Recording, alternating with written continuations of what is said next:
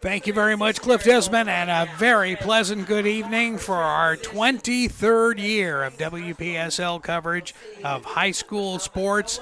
With me tonight, Fred Almeida, who is a veteran of sports here on the Treasure Coast. And Fred is a counselor, and of course, anybody who knows me knows I need a lot of counseling. It's welcome aboard. Well, I appreciate it. I'm not Rick McGuire, and I know you two were a team for many years, and we wish Rick well. He's up in Connecticut. He's old, though. He's old, yeah. He didn't need any counseling. He kind of helped us all out. But I'm glad to be here tonight. Showdown 36 should be exciting. Yeah, this should be very interesting. And when you look at these two teams, you obviously attended the Westwood game last week. Is Westwood that good, or was Centennial just a little off? Well, I'll tell you what. Centennial had a bunch of turnovers that really hurt them, but I'll give Westwood a lot of credit. What Westwood did with the turnovers is they got 2 touchdowns out of the 3 turnovers. On top of that, they showed a lot of skill players that had a lot of fake reverses, and they tried some trick plays in the jamboree, which was kind of a little odd to see, but it really worked out in their favor. Yeah, because you really don't want to show. It's just kind of like preseason in the NFL. You don't really want to show the other coaches exactly what you're going to do in the season. Yeah, I know. I talked to Coach Parker at school this week, and I said, "Were you ready for the reverses? This is a jamboree," and he said it took us by surprise. And Centennial's a little young in the defensive back, and so one went for 50-plus yards, and the other went for about 80 yards. So it kind of took them by surprise. But I'll give Westwood credit. They did what they had to do, and they came out on top. What's been interesting when you look at this series over the years, and you have to say over the years, 1916 is the overall record, but boy, I'll tell you, Central has just owned Westwood over the last few years. Well, here's the thing. It's still a pride game. You still got Ford Pierce. We were watching it a little bit warming up, and you can see the players looking at each other out of the corner of their eyes, so you still got the pride factor. Keep your emotions in check, and we're hoping for a good night of football here. I will agree with you. Central's a little bigger physically, but, give Westwood the emotion, a few turnovers, and we might have ourselves a nice little ball game here tonight. So are there actually 2 people in that 51 jersey for Fort Pierce Central? Man, that guy is absolutely huge. Yeah, I'll tell you what, Stuart Reese, that's a man. There's no if in her, but that's why he's one of the top. I'm assuming 300 players in the country, and I know he hasn't committed anywhere, but every big school in the country wants him. You can't teach size. He looks like he has real good foot movement as he was warming up, and he does take up almost 5 yards, it seems like, on the field. 345 pounds. Holy smokes. Well, I'm glad. His parents are real nice. They're school teachers in the district. I think his father's retiring, so I hope his pension's good enough to keep him for one more year. In food, when he goes to college, he'll have enough to eat, whatever he wants. They'll find a way to feed him. Well, John Santucci is covering this for TC Palm, and we'll have John with us at halftime. And, the one thing he was talking about was the Super 11 team that they have on TC Palm. And you look at this, and it's dotted with Fort Pierce Central players. Yeah, I know. He does a great job, and I read his Twitter all through the year, all through the spring, and Central did a good thing. They went on the road, and they went to a lot of big-time schools, and they went to the 7-on-7 events that they had there, and it gives them experience, but they're just loaded with talent. Their defense, are first 7 are all big-time players, either Division I or Division II. They have size and speed, and they have experience. So, yeah, that's going to be tough for Westwood to maneuver through that defense. We will take a 2-minute break now, and you are listening to the Game of the Week on WPSL Worldwide, WPSLTV.com, and on WLX TV. We'll be back.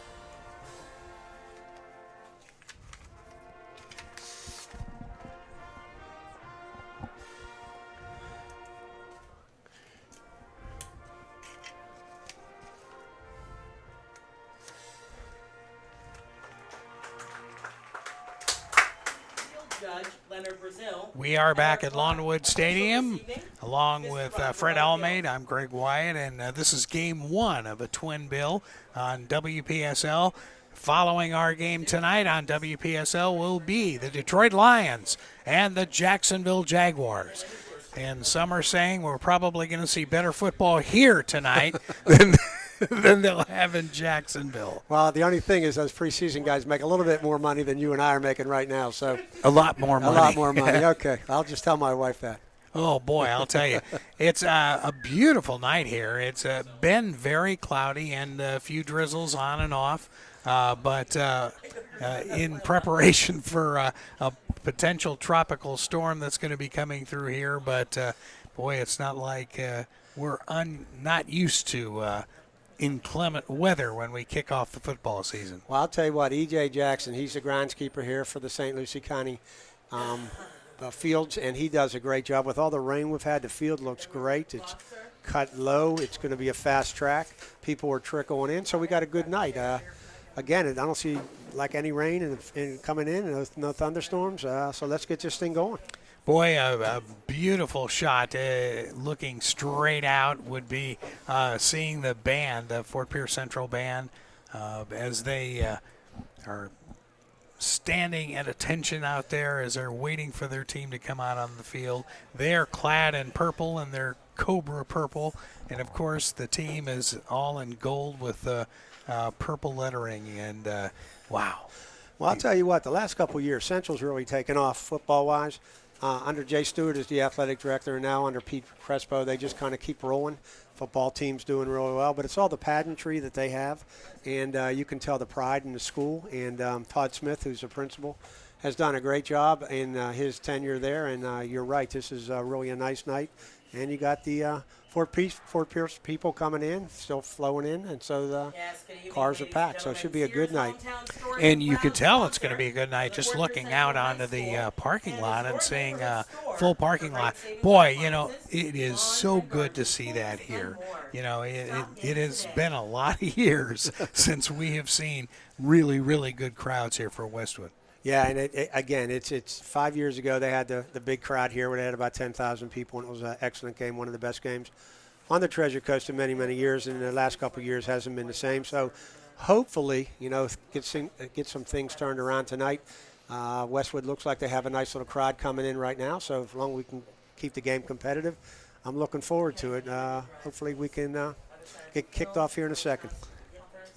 Well, several guys that you know very, very well will be on the officiating crew tonight. David Price is going to be the lead official, the referee. Umpire is Tom Siplin, and the lineman is Olindo Matia. And, of course, we know Olindo from baseball and basketball.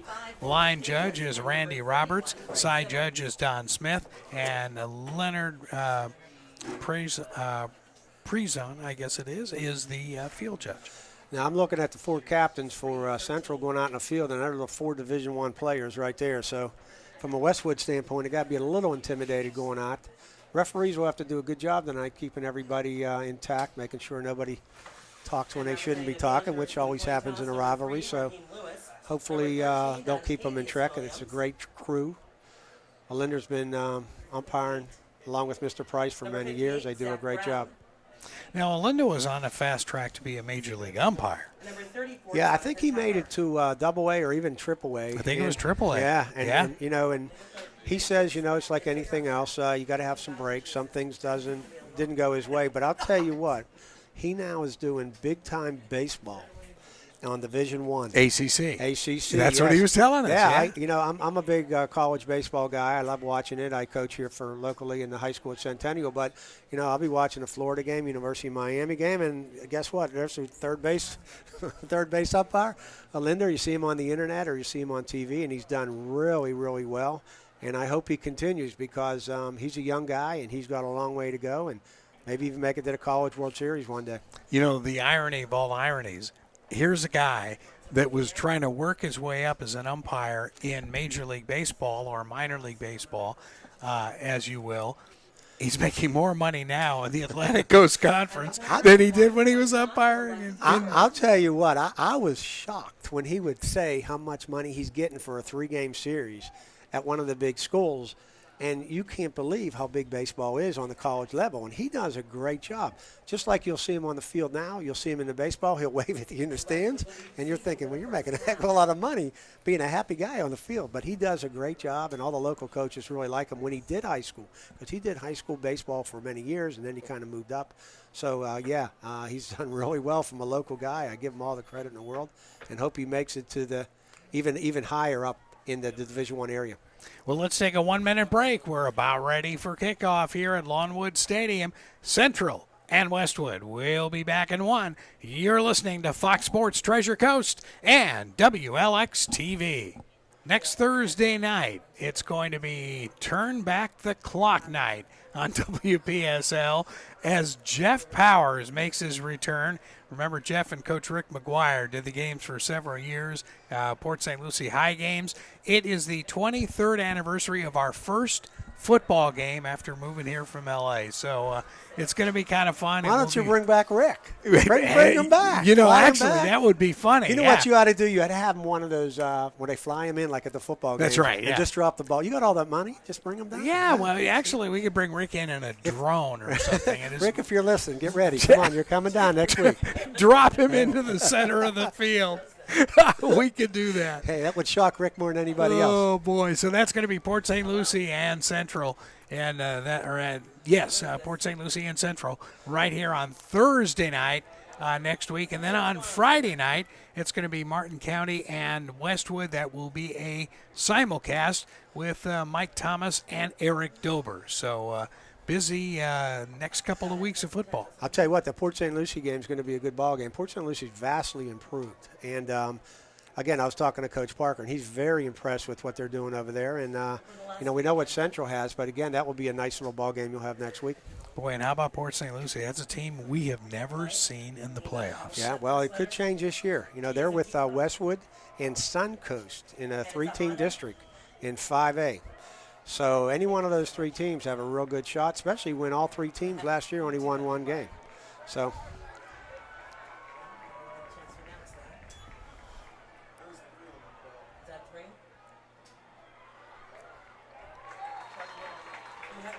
nice return there by number 3. That's Raheem Lewis, senior quarterback. Now, I'll tell you what, one of the things that Westwood's got to watch today is trying to be successful on special teams. That's going to be like the X factor. Again, they're going to try and control the ball offensively, but, you never know what's going to happen, again, with the trick plays on offense. But punt returns and kickoff returns, hopefully they can break one at this point and put some points on the board. At the 18, it'll be 1st and 10 for the Panthers. I'll be announcing that when they have a timeout or a hydration break. Well, they're taking their time. Lewis staring over at the sidelines. I'll tell you what, the front 7 of Central, just some big old boys. Boy, they are. Yeah, they are. They They cup some space, yep. Lewis double checking again. Or has somebody called time yet? No, I think they're just looking at the play. They're running the spread. Too much time. There you go. And we have a flag on the field. Not the great way to start off a game. Yeah, Too much time. Yeah, start to play like that, coming off first off the kickoff. It's going to be a delay of game penalty. It's all right. Westwood will get it together. We'll get it going here. Both teams are nervous. Fans are wanting to see some action, so the first couple plays, hopefully nobody will make any mistakes. Lewis is a good quarterback for Westwood. Checking over on the sidelines again for a play. Now we're about ready to go.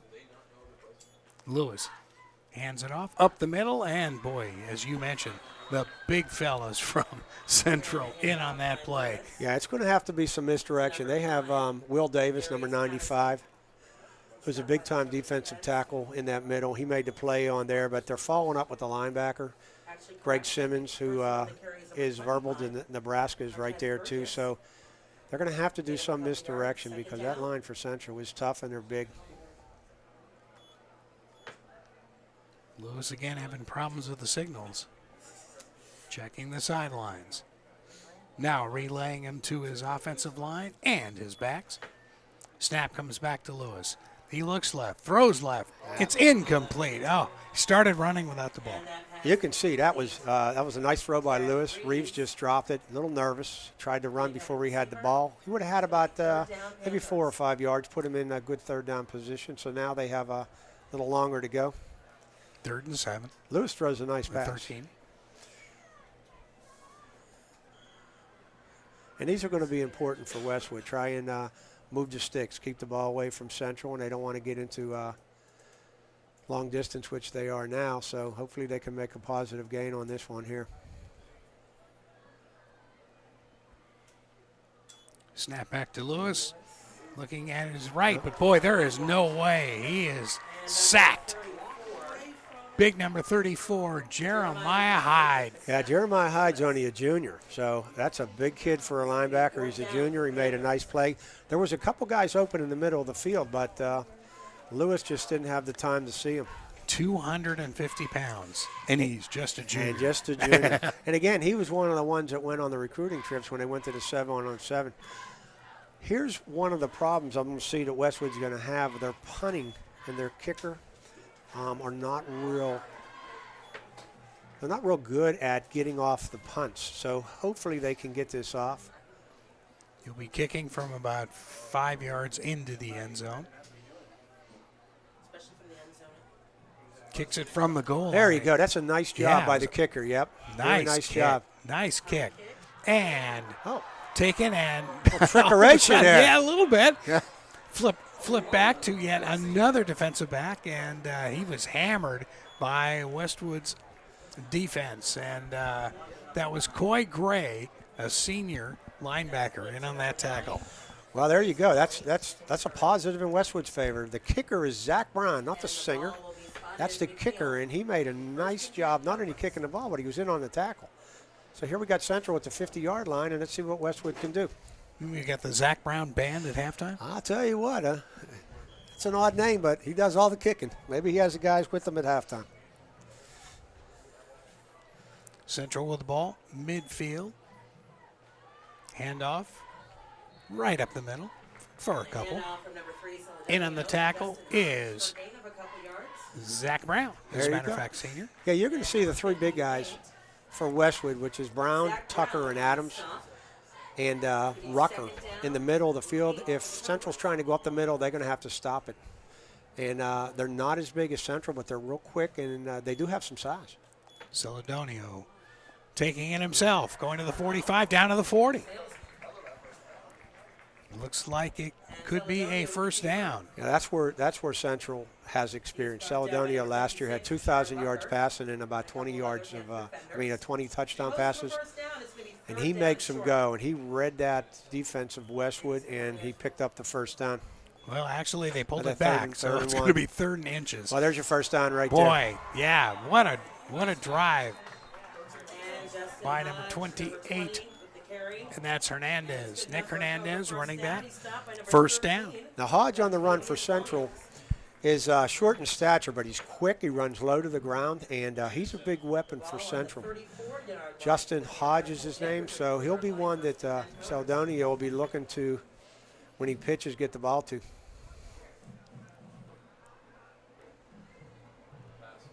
Celedonio looks like a pass play. Good rush, though, on Tucker the part of missed Westwood. him right there, yeah. Broken play, gets down to about the 32. Well, that's where you make something out of nothing, because Tucker had him dead 5 yards behind, and Celedonio did a great job. Little Houdini there. Took a step one way, and he made him go the other. Second down and 8. That's a 7-yard gain, but it only counts 2 in the books because he did a nice job getting him out of trouble. Well, that was a good scramble.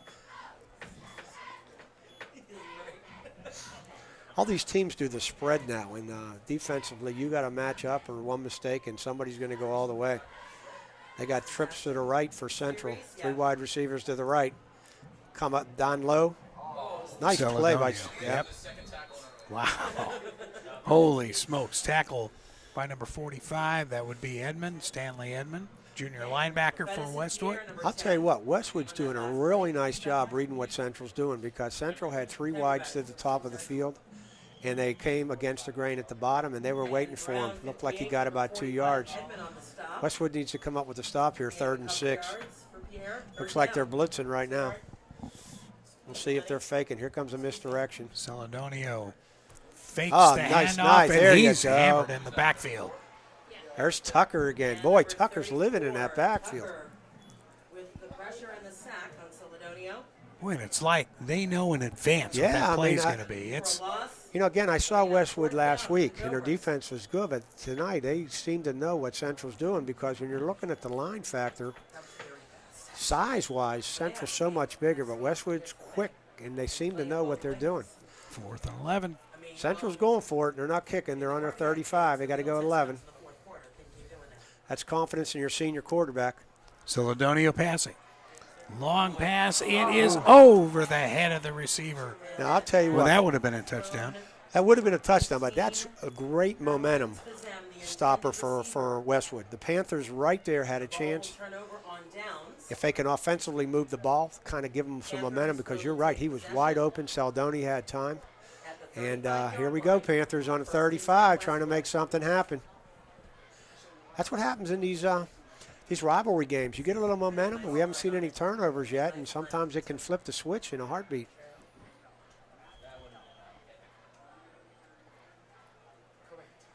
And again, plays coming in from the sidelines. Boy, they take a long time. Yeah, but you see that so often now, even in college ball, and they got to get it in because they're running out of time right here. Raheem Lewis, high snap, but he hands it off, and they are hammered in the backfield. Yeah, there's your front seven right there for Central, living in the backfield. The high snap didn't help. Kind of caused a little bit of a delay, but Central's just penetrating Westwood's offensive line. Westwood's going to have to look at something mid-range passing, off the spread, or even go misdirection. William Davis was in on that tackle. He's 285. And he moves like a cat. Well, we're 285 too, Rick, so but we're not 17 years old. We're not 6 foot. There you go. Raheem Lewis calling the plays. He's got a player heading over to the left, and that's who's going to get the ball. It is incomplete. I'll tell you, he throws a nice pass. That's a very nice pass by Lewis. It was a little bit behind him. To Dontavius Williams, just off his fingertips. And that would have been huge coming down here on now brings up a 3rd and long. But I think Westwood's coming in with a good game plan. They're trying to go medium passes. They're looking for not the big play yet. And Lewis does throw the ball nice. I think they need to get the ball to Burgess, who's their running back, wide instead of going up the middle. We'll see what they do on this play, 3rd and long.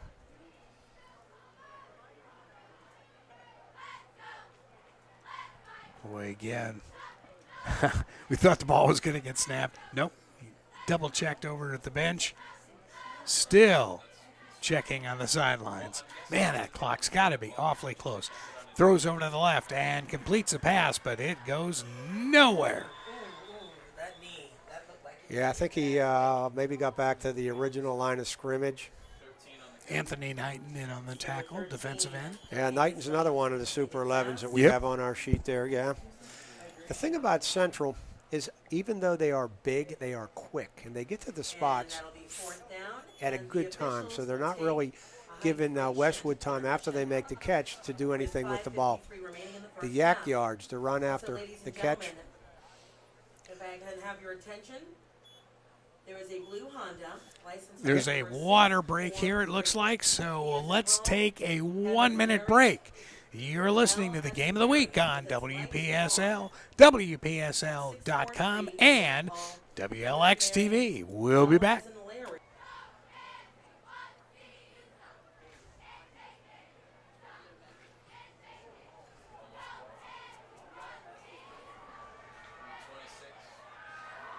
Uh-oh, he's got a seam. Knowles. Punt return all the way. Wow. Well, there's what we were talking about, the special teams. Zach Ron actually made a nice punt. Knowles is a junior, real shifty. One step to his right, and then you just saw a seam up the right-hand lane. I think he went 71 yards. Untouched for the Cobras. And there's where you take a positive from Westwood, and then Central said, no, we'll just come back. And 71 yards later, off special teams. Wow, They get the first 71 score. yards. Yep. 71 Untouched, too. Yeah, untouched. Went right up through the right-hand side, and the way he went. So with 5:26 to go here in the first quarter of play, it is 6-0 in favor of the Cobras. Extra point. Big fella by the name of Ingersoll. I've heard that name somewhere. Yeah, I think he's every once in a while on my paycheck. I think he has something to do with it, yeah. The extra point is good. The PAT is good. So at 5:26, the Cobras leading it over Fort Pierce Westwood by a score of 7-0. We'll be back in a minute. You're listening to the Game of the Week and watching it on WLX TV. 7-0 the score here at Lawnwood Stadium. Central kicking off to Westwood. Central going right to left. And little They squib tried a little kick. squib kick. Yeah, by Ingersoll. I'll tell you what, that's to Westwood's advantage, giving the ball almost on the 45-yard line. I don't understand that, what Central was trying to do at that point. Kick it deep, put them back in the inside the 20, but that's good for the Panthers. Let's get something going here, Panthers. Come on. Yeah, hoping for a fumble, though. Yeah. Been a couple years since Westwood scored, so let's get something going here, Greg. Yeah, we were laughing about that. It's been 4 years since Westwood has scored against Central. It's now 203-0. The cheerleaders are doing push-ups down there, and I don't know. Let's get that stuff. Get the Westwood cheerleaders doing some push-ups. What is that? Texas A&M, isn't it? Yeah. That does the push-ups after every touchdown. Yeah, and they have the cadets on there doing them Yep. too. Yep.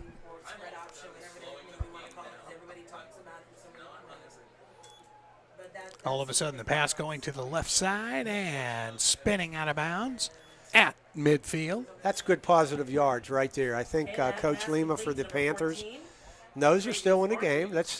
And again, they got a break being almost midfield now, so get 5-6 yards.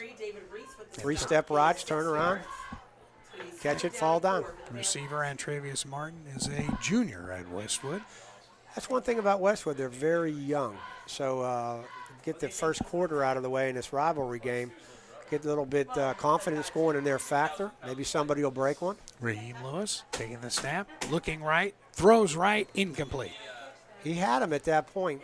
Nice try by number 14. Well, you can tell For Martin's Murphy, going to yeah. be his favorite receiver. Well, they're open. You know, it's these 5-yard routes are wide open. Central's giving them too much room. Third down for the Panthers. And keeping everything in front, they don't want anything to get behind them for the big play, but they're open. And Raheem Lewis got to be a little better at getting the ball on time. He's like a step behind, and when the receivers take their cut. Lewis checking with the sideline again. Boy, this is just taking so much time. And you could just see the Cobras just waiting, ready to pounce. Snap comes back to Lewis. There he Looks is, right. open. Pass is complete. Nice down to the catch. 32. That pass is complete. Now, there you go. Lewis right on the money. Reeves went up and got it between two Cobra defenders. That's a great positive third down completion. Now they have 1st and 10 on the 32. Get a couple yards here. Let's get some points on the board, Panthers. Come on. Very impressed with Lewis. He throws a really nice pass. He's a tall, thin kid. Very poised. Right. Ball comes out of his hand real fast. Yeah. Lewis gets a snap. Right up the middle, and he bounced bounces off. Nice job. And gains a couple yards. I'll tell you what, that's what you call a great 1-yard run. Yeah. Because he got hit going right up the middle of the line, and that was Burgess on the carry. Bounced back, had to come back about 3-4 yards and got a yard out of it. But that's a tough kid. Burgess ran 2 yards. His helmet ran 20. The thing was like kicked. And then he had to down run off the field because he dropped the helmet. So Yeah. Central doesn't have to blitz. You know, they're so big up front. They're just having their 4 linemen, and the Panthers can't penetrate. That's why you got to stay wide with them. Raheem Lewis looking left, throws right, and the pass incomplete. Boy, beautiful defense there on the part of the Cobras. Nice defense on the part of. That was Antonio Wallace. Antonio Wallace has been playing for a couple years. He timed it perfectly. The receiver was open. I don't think he would have had the first down. But a nice job from Antonio Wallace right there. I would say the Panthers are looking at two plays here on third down. Trying to get a couple. They're third and 8. Maybe get a couple yards here and go for it on fourth down because they're in a nice position. 30 yards, a little long for their field goal. Our buddy Zach Brown is not a real good long kicker. Lewis takes a snap, looks He's right open. up the middle, and pass almost intercepted by the Cobras. But there's our pass interference. Yeah, flag on the play. There's Wallace again who timed it.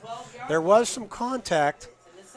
Mason is being called for the pass interference. Let's see what they call. Both players kind of collided. Yeah, it didn't look like interference, that's for Yeah. sure. It's going to be a personal foul against the Cobras. Personal foul. What I think happened is Wallace went high and might have hit him in the helmet because you got a personal foul because they looked like they both went for the ball. Resulted a first down for the Panthers. So there you go. The Panthers in good field position now. 1st and 10 on the 21. Walk down to the Hey, many years 15? since they've seen that, huh? Yeah. For the Panthers. So I think on that penalty, the only thing I could see is I think he went high, meaning Wallace, for the Cobras and hit him in the head area, and that's where the personal foul came because they both were going for the ball. Positive play for the Panthers. See what they can do here on 1st and 10. Lewis looking right up the middle.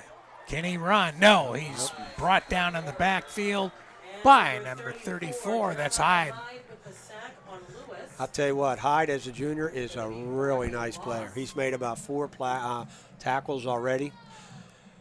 Negative yardage play for the Panthers. That really hurts. I was looking to see if Lewis was just going to kind of throw the ball away, but I think he saw a crease up the middle. Okay, there was a penalty for what? Illegal motion And there was a penalty against on that the play. Panthers for an illegal formation. Boy, Well, they took the penalty, so it's 1st down and 15 on the 20. on the 20. So it's about the same as the loss. Actually, it's 2nd down on the field. Oh, they declined the penalty. Central declined the penalty, and so it's 2nd down and 15, which is the same as That's right, because if they would have because it had been 1st and 15. okay. Lewis looks to his right again. There you go. Intercepted. Uh-oh. This This is going to go the Yeah, distance. there's Wallace.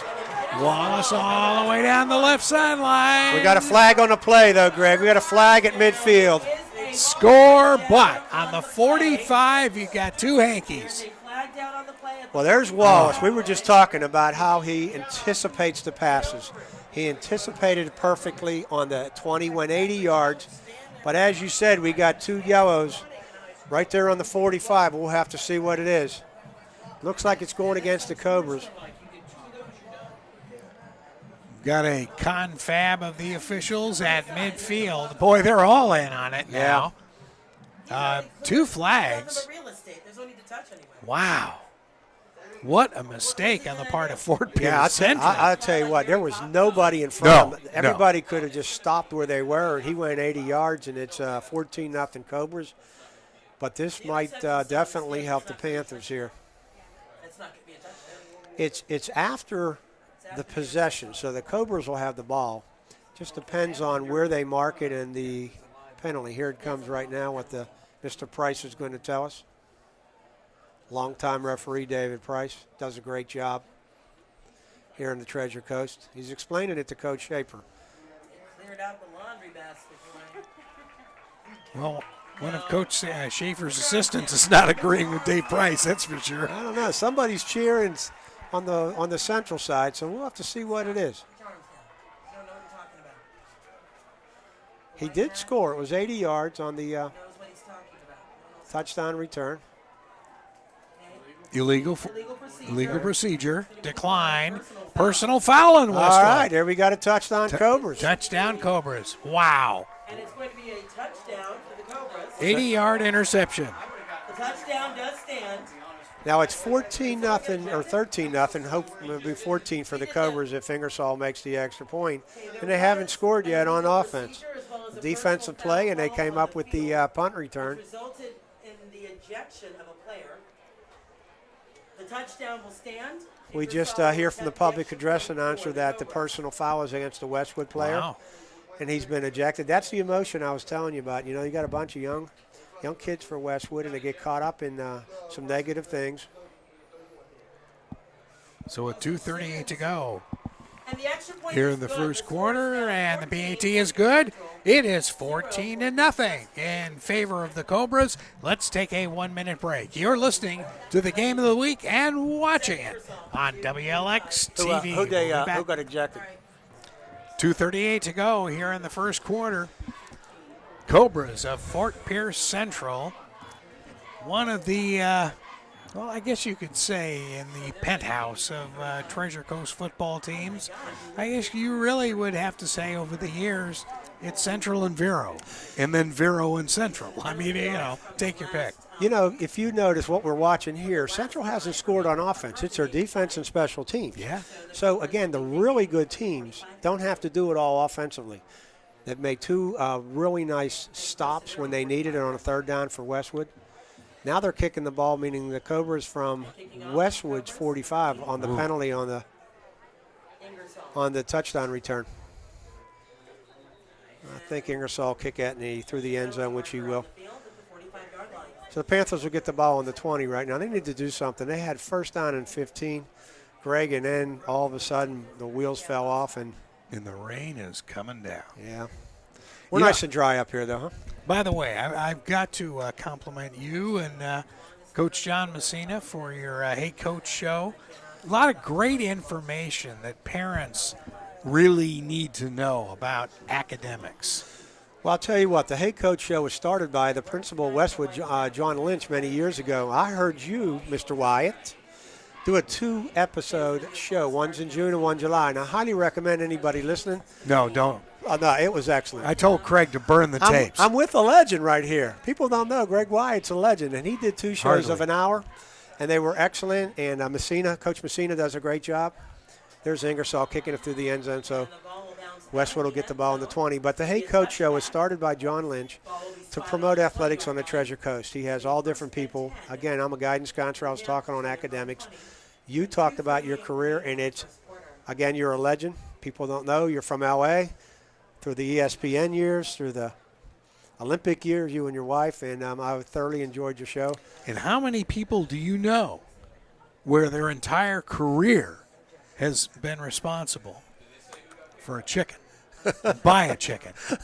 If you don't know what he's talking about, Greg Wyatt talks on his show. I think it's the June version about the San Diego chicken. Ted Gianolis. And I'm not going to go in how you're connected because that's a poultry joke, I guess. He was going to be one of my interns in the gonna be an sports intern. department, yeah. Come on, Westwood, Running get back, positive yardage. hitting left and trying to get up to about the 25.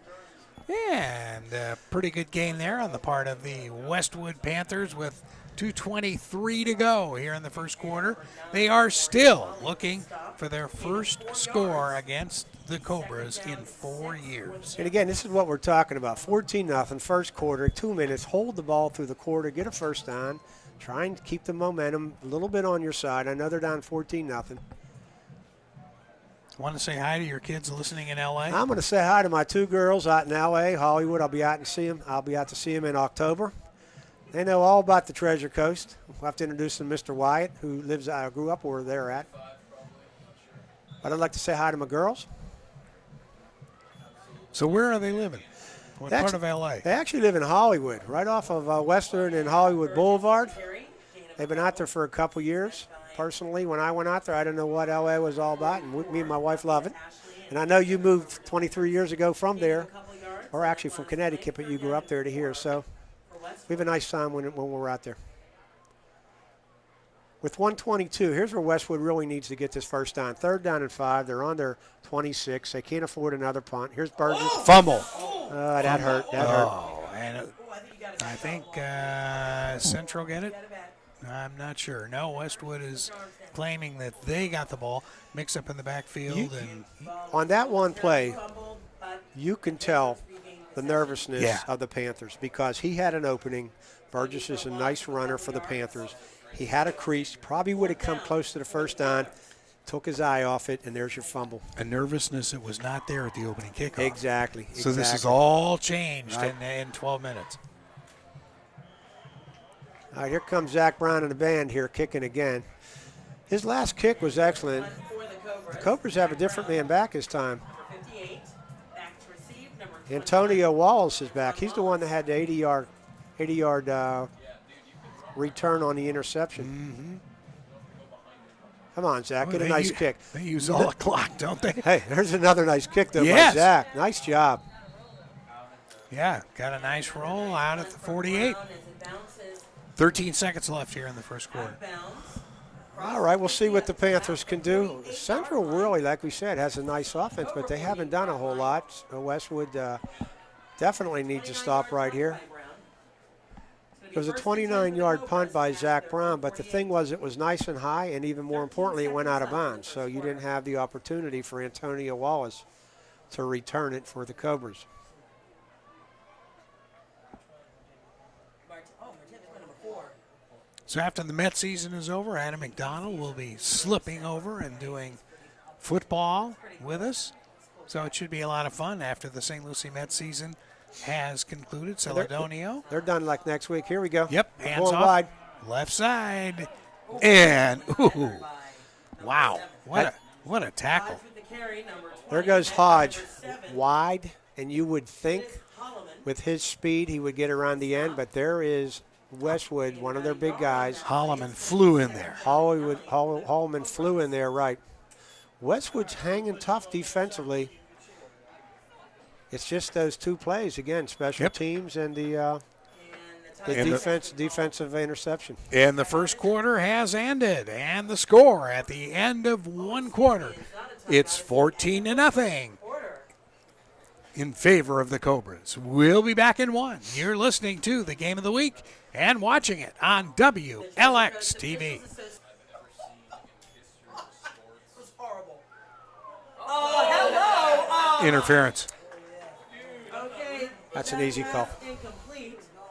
There are flags all over the other side of the field. We'll wait for the Celedonio faked a handoff and then threw a beautiful pass down to about 30-yard line, and his receiver was hammered by Westwood. Yeah, that was a touchdown. Central caught Westwood moving up, thinking that they were going to run the ball, and the kid did a hesitation, beat him by about 5 yards, and the Westwood kid, defensive back, just had to grab him. So you're going to have a holding play right here to give Central a first down. Again, that's really one of the only positives on the offensive Central is the penalty. They haven't really had any runs or passes that were a positive yardage. You know, it's really interesting. You look at the two sidelines, and you've got, the players on both sidelines standing up, but it seems like you look at these Central guys, they all seem to be engaged. Yeah, and the other guys are kind of looking around on the other side. You know, again, as we're looking down, it's a huge discrepancy in the number of players, the size of the players. But I'll tell you what, Westwood, I think, is going to do real well in their district this year. I saw them last week against Centennial on the Jamboree, and I'm watching them here. And, again, it's the little things that they have to learn. Oh, sure. And a lot of that's inexperience. So as they go through the year, and their district is Port St. Lucie and Suncoast. And both of those teams last year only had one win. So I think Port St. Lucie is going to be better than they were last year, but don't count Westwood out in a three-team district. Celedonio pitches back. Run goes right, and there's another. That's coming back. That's coming back. There's a nice clip on that play, which opened things up. Yeah. For Hodge. Well, here comes a couple other flags after the play. This emotion's starting to get to both teams at this point. Now you don't want it to get chippy. This is where the officiating crew, in a rival game like this, really has to take. Yeah, the crew's going to do a nice job. The play itself, the first one was Central was going wide. It looked like he had about 5 or 6 yards, and you have a hold on Central. That's a play, but 25 yards up the field. You had a Panther and a Cobra engaged in extracurricular activity. Refs were right there. They threw the flag. So they're getting it out of control. But like you said, the emotion can't overcome both teams because that was 25 yards in the opposite direction where that happened. Dave Price. Okay, personal foul on Central, a second Foul one. penalties are on Central. Wow, Gonna and be a holding on against Central. So that's what Wow. we just saw. We have a holding call on the run against Central. Then it looked like we He's had a gonna talk to personal Coach to foul find out what he's gonna do. against Central. Yeah, we do. He didn't call anything against Westwood. And I don't think anything is against Westwood unless Unless he accidentally Went the wrong way, pointed yeah. to the Cobras instead of Westwood. either way, Well, Central's going to Westwood's lose. applauding, though. Yeah. The players are, and now they're Dave is moving them back. They're now back to the midfield, and they're still walking Yeah, they're both against the Cobras. down to the 49-yard line of Fort Pierce Central territory. 11:47 to go here in the second half or second quarter. It is 14-0 in favor of the Cobras. So Cobras getting ready to go. Celedonio says, "What do I do?" So we got first down and 20 plus for the Cobras, and that really hurt them. Although they had negative yardage on the play anyhow, and that's Westwood playing good defense. The three receivers to the left, two to Open the right. over the middle. Yep, there One he is. right in the middle. Beautiful play. On the receiving end was Hudson. That was Antonio Haddon on the catch. Jonathan Sanducci is going to be talking at halftime, was talking about Antonio Haddon, that he thinks he could be one of the best players to come out of the Treasure Coast. He's a wide receiver, 6'3", 210. That was a 22-yard reception. First on Cobras on a 30, on a 25 of the Panthers, and a great pass by the quarterback. And Haddon is a really big, strong receiver. There's your offense. Yeah, there's your offense. Celedonio. You're right. Just a matter of Oh, nice stop and a fumble. fumble. We got a fumble. And the ball goes out of bounds. We'll see what the ruling is. There you go. Last Go touch by Panthers. Westwood. There Okay. you go. 56 Rucker with a stop. Tell you what, Westwood scrappy on defense. They are. They are very scrappy. They're playing hard. That time, I think it was Rucker, 56 for the Panthers that caused the fumble. I don't know who recovered it. It was on the near side here where we're at. But that gives the Panthers a first down. Kind of stops that drive. There you go.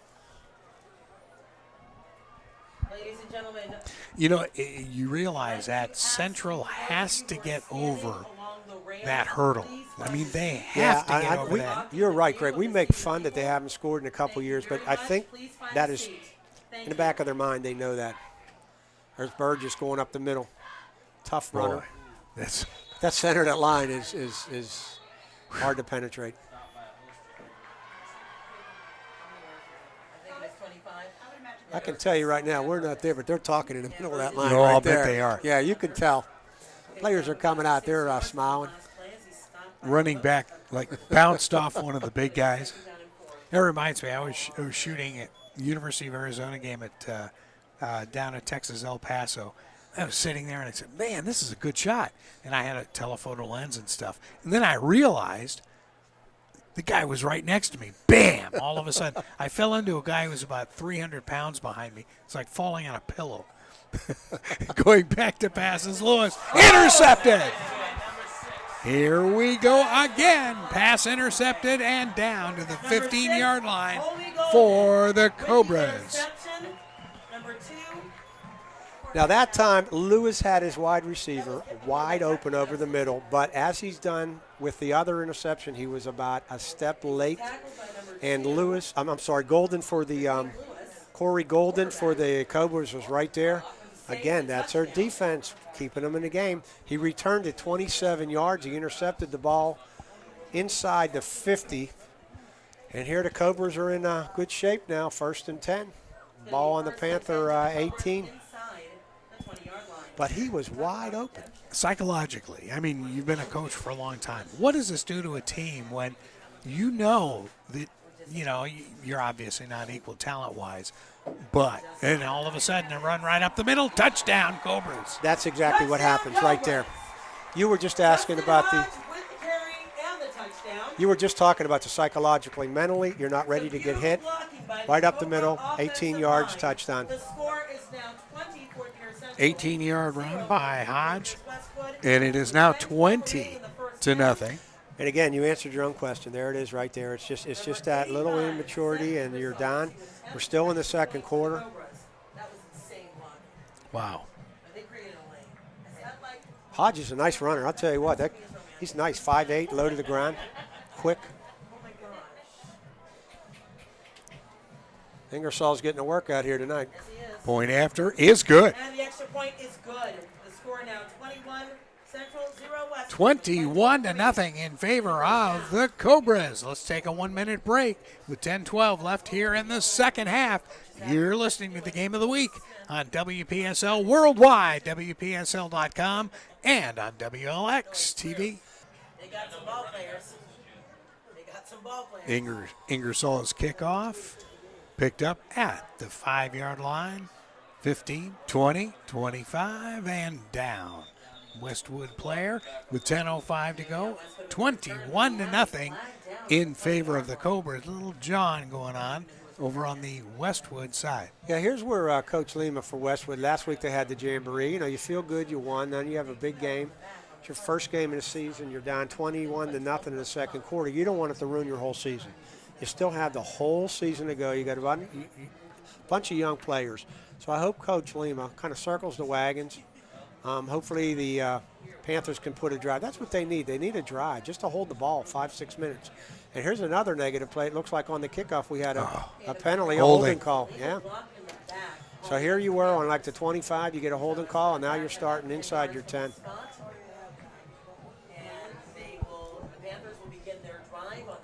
I think I have 40 yards and penalties on Westwood so far. Ouch. Yeah, that's a tough one, and especially with we got the whole second quarter to go here. Something positive we need from the Panthers. Yeah, definitely.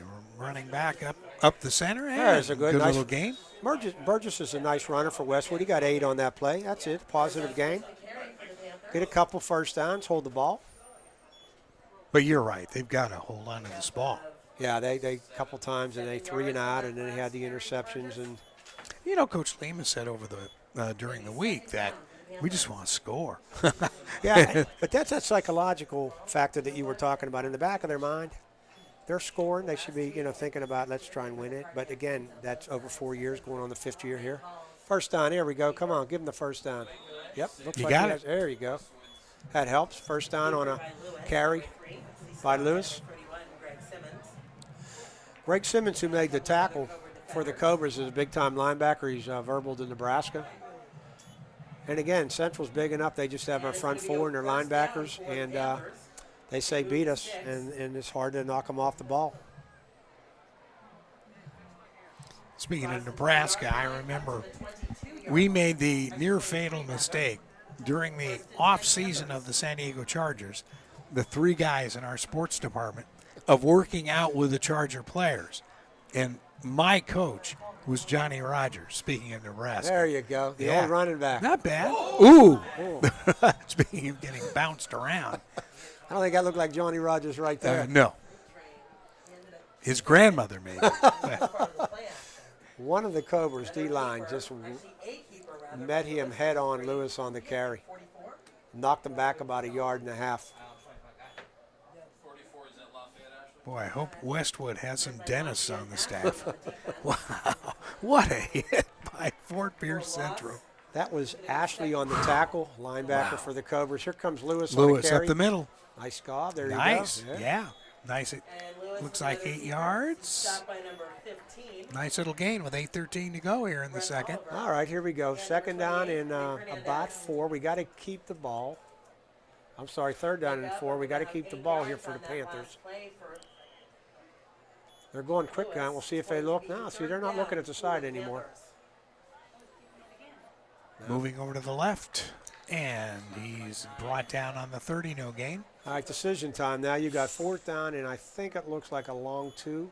Yep. On their own 30, you're down 21-0 in the second quarter. So what do you think they're going to do? So you're down 21-0 or 28-0. I think he's rolling the dice. You've got to. Yeah, you got to, and I'll tell you what, if they get it, that's great for the Panthers. Here we go. 4th and 2. Up the middle, and he doesn't get it. Just barely gets back to it. I think they're going to give it to him because Lewis got a long, lean body, and I think so? he fell. Yeah, let's see what it is. What our friend Olindo gives him. No. Nowhere close. He didn't gain. And Christmas hasn't Woo! come yet. They haven't made a decision Really? yet. Let's see. I think we have a little discussion Oh, between here the we- officials. Here we go. We're going to do a measurement? Yeah. Okay, and the It officials looked have like called Lewis in for was a stopped, but measurement. he's got that long, lean body, and so when he fell forward, And the officials have called in for a measurement. oh, let's see the chain crew run across the field. Let them get on TV here, the chain crew coming across.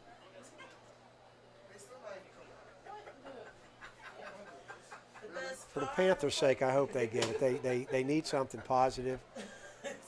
That's great. Yeah, 7 minutes. Now you see is- these guys skipping over it. Just hope they don't get injured as the chain crew comes by. There's not many on that sideline. If somebody gets hurt. Man. They've got some peeps, but I think there's a lot of stuff going on. Ooh. Go Panthers. First There down. we It's go. going to be a first down for the Panthers. I only have 3 first downs for them. That was all on Lewis, the quarterback, at that point Yeah. because he took a negative, didn't look like he was going to get to 2. So here we go with 7 minutes. 7:03 Plenty of remaining. time. First down, yeah, It's gonna be get first something and positive. 10 for the Panthers. Steady They're rain on out the here. yard line. It's not bad. Umbrellas have been out most of the game. Got a nice crowd here, too. We can see the Westwood side and the Cobra sideline out in the rain, the people from Fort Pierce. 2 schools have a lot of pride. Friday, opening day. It's nice. Opening Friday. It's nice night. Handoff to number 25 for Westwood, and he's bowled over. It is bowling season, I'll right? tell you, Yeah, it is. That's a battle. When you have Burgess, who's a tough runner, and then you had Simmons, who's hanging on to him, and they're just fighting, and we're looking at a 3-yard gain and 2 players going at it. That's just motivation and kids wanting to compete, which is great for high school football. Actually, it was Greg Simmons, Second down, number 31. 8 to go, 6:13 to go in the second quarter. 21-0 in favor of Fort Pierce Central. It looks like Westwood, what they're doing now is before they had 3 wide receivers, they're going 2 wide receivers, keeping their tight end to block. I Time think they're call. calling a timeout here. Time has been called by Westwood. We'll take that timeout. Let's take a 1-minute break. You're listening to the Game of the Week on WPSL and WPSL.com and watching it on WLX TV, St. Lucie County Schools. That's what it goes down to. There you Interception. Uh-oh. And the ball has been intercepted by number 21, Antoine Lewis fades back. He's intercepted yet again by the Cobras, and it's returned down to about the 30-yard line of Westwood. Mistakes. You know, after a timeout, I really don't understand that. They were running the ball well. They have eaten some clock up. They come out of a timeout. I don't even think the receiver was open. Yes, sir. It looked like a desperation pass. And, again, another negative play for the Panthers after they just got a first down. Just talking to John Santucci about first downs and thinking back. We were coming back, I think it was from Kansas City, with the Raiders, and Al Davis, one of his famous lines, he was talking to a New York Times guy, or LA Times guy, you know, and he was saying about statistics. But you won the battle of statistics, you know. And Davis looked at the writer and he just said, statistics are for losers. We lost the game. Well, what Greg's talking about in this game, Westwood, who's losing 21-0, has 4 first downs. Central has 21 points, only has 2 first downs. Yep. So there's your statistic battle right there, right out the window. Total yards for Westwood's about 50 yards. Central don't have much more, but it's 80-yard kickoff return. They had a run. They have the interception. Just negative plays on Westwood's part. Speaking of losses, funny Al Davis story. We had lost, I think it was like 5 in a row or something like that in Denver. If Al lost a game with the Raiders, he wouldn't return to the hotel. We ran out of hotels. We wound up, we came back the following year, and we stayed in a hotel in Colorado Springs. Lost that game, too. I'll tell you what, the NFL, that's one of the things they need. They need more people like Al Davis. Everything's so buttoned up. Al didn't care. Al had the money. He just wanted to win. He had the persona. A lot of people nowadays, everybody's buttoned on, saying the right thing, and you need that renegade, especially on the West Coast. And now that's one of the problems with the NFL. Everything's so bland. People get a little upset at certain things. Al really didn't care. Yeah. There was a funny instance This was during the NFL trial where Al Davis had sued the National Football League, and it was a federal trial. So I was reporting every day on this trial. I was utilizing a this courtroom artist from NBC, and so she was working for us at ESPN as well. But anyway, what I was doing is going down the transcript of just exactly what was said because there are no cameras in a federal courtroom. So I'm talking about Sullivan, who happened to be the owner of the New England Patriots at the time. And he just absolutely ripped Davis on the stand. The next day, Davis gets out of his car and just grabs me by my lapels, slams me up against the car, and said, "You're not one of us anymore." I said, "I was just reading a transcript." And you know what? The next 2 years that I covered the Raiders after that, he never talked to me. You know, he was a loyal guy from New York, Who? and you know how those New York guys Oh, are. They're man. loyal, and I guess by reading the transcript. Oh, I became the enemy. I Were don't you, know. were you scared, though, when he had you? Oh, yeah. Oh, yeah. Because he had a lot of power. He was a renegade, but he had a lot of power. Yeah. Oh, yeah. What a character, though. It's Again, people, the NFL, I think, needs some things. It's like college anymore. I like some of the celebrations in the college. It gets bland. I enjoy college football, but some of the old days you wish would come back. We just had a stoppage in play right now. One of the Westwood players was injured on the side. He's okay. He's but okay. They had to wait to get him off the field. that's where you wish the St. Lucie County schools had trainers and doctors. Yeah, Jill Willett, who's the AD at Westwood, is the county AD. They're trying to do it. They did away with it many years ago, and you're right. In all sports, you know, we have to do the concussion testing, but it can happen in an instance. You can get hurt. We don't have trainers in St. Lucie County, so that's something I do wish we would get back. There's a penalty right there before the play. And it's tough if you're a coach backfield motion there against Fort Pierce Central. It's tough. You know, you look at that and you just think, you got to worry about coaching, you know, but now all of a sudden you have to become a trainer or a doctor. Well, I'll tell you what's frustrating when you go to other counties and they have a trainer. Yes. You know, and you're like, well, we don't have one. Makes you feel bad. Celedonio scrambles there you around, go. but good defense on the part of Westwood. There's the big kid, Adams. Yep. Nice player for Westwood. He's a D lineman. Penetrated, nowhere to throw the ball. Another loss right there for the Cobras. It's second and a mile and a half for Fort Pierce Central. Westwood showing some heart on defense. Again, it's They are. 21-0. We got the lopsided on the statistics. Couple plays, and, you know, Westwood's right there. Hate to say coulda, woulda, but they're right there, and hopefully they can get something going here, get a stop. Celedonio, handoff up the middle, and a little off to the left side, and a good gain of about 3. 56 that time, which is Richard Rucker for the Panthers on a big hit. Another D lineman. So here we go, 3rd down and 15, Greg. We need a stop here for the Panthers. Try and get a punt unless Cobras want to go for run 2 plays here. I realize it's not even the end of the first half, but, well, I'll tell you, the defenses of both of these clubs Are impressive. have been very Yeah, impressive. they really are. I'll tell you what, they really are. Celedonio looks right. Bubble, Complete. Bubble screen. Little bubble off to he the got left it, side, yeah. and he's wide open, goes out of bounds at the 10. Westwood had it diagnosed, and again, the bubble screen, 1 step. Talent right there by Knowles. He's the one that had the punt return. 22-yard play. 22-yard on the play, and it was like a 1-yard pass, and 22 on his own ability, just cutting across the field. Cobras trying to claw their way up in the first down battle. 4-3. They're still losing. They're still losing Yeah. 4-3. Tell Al Davis about it, huh? Yeah, except the scoreboard is Yeah. 21-zip. Celedonio looks right. Bubble- Completes it. Doing it again. Bubble screen again. Yep. Ooh. Hey, if it works on the left, try it on the Yeah, right. go Got to the it on other the side. 5. And that pass complete to number 4, Martavis Brown.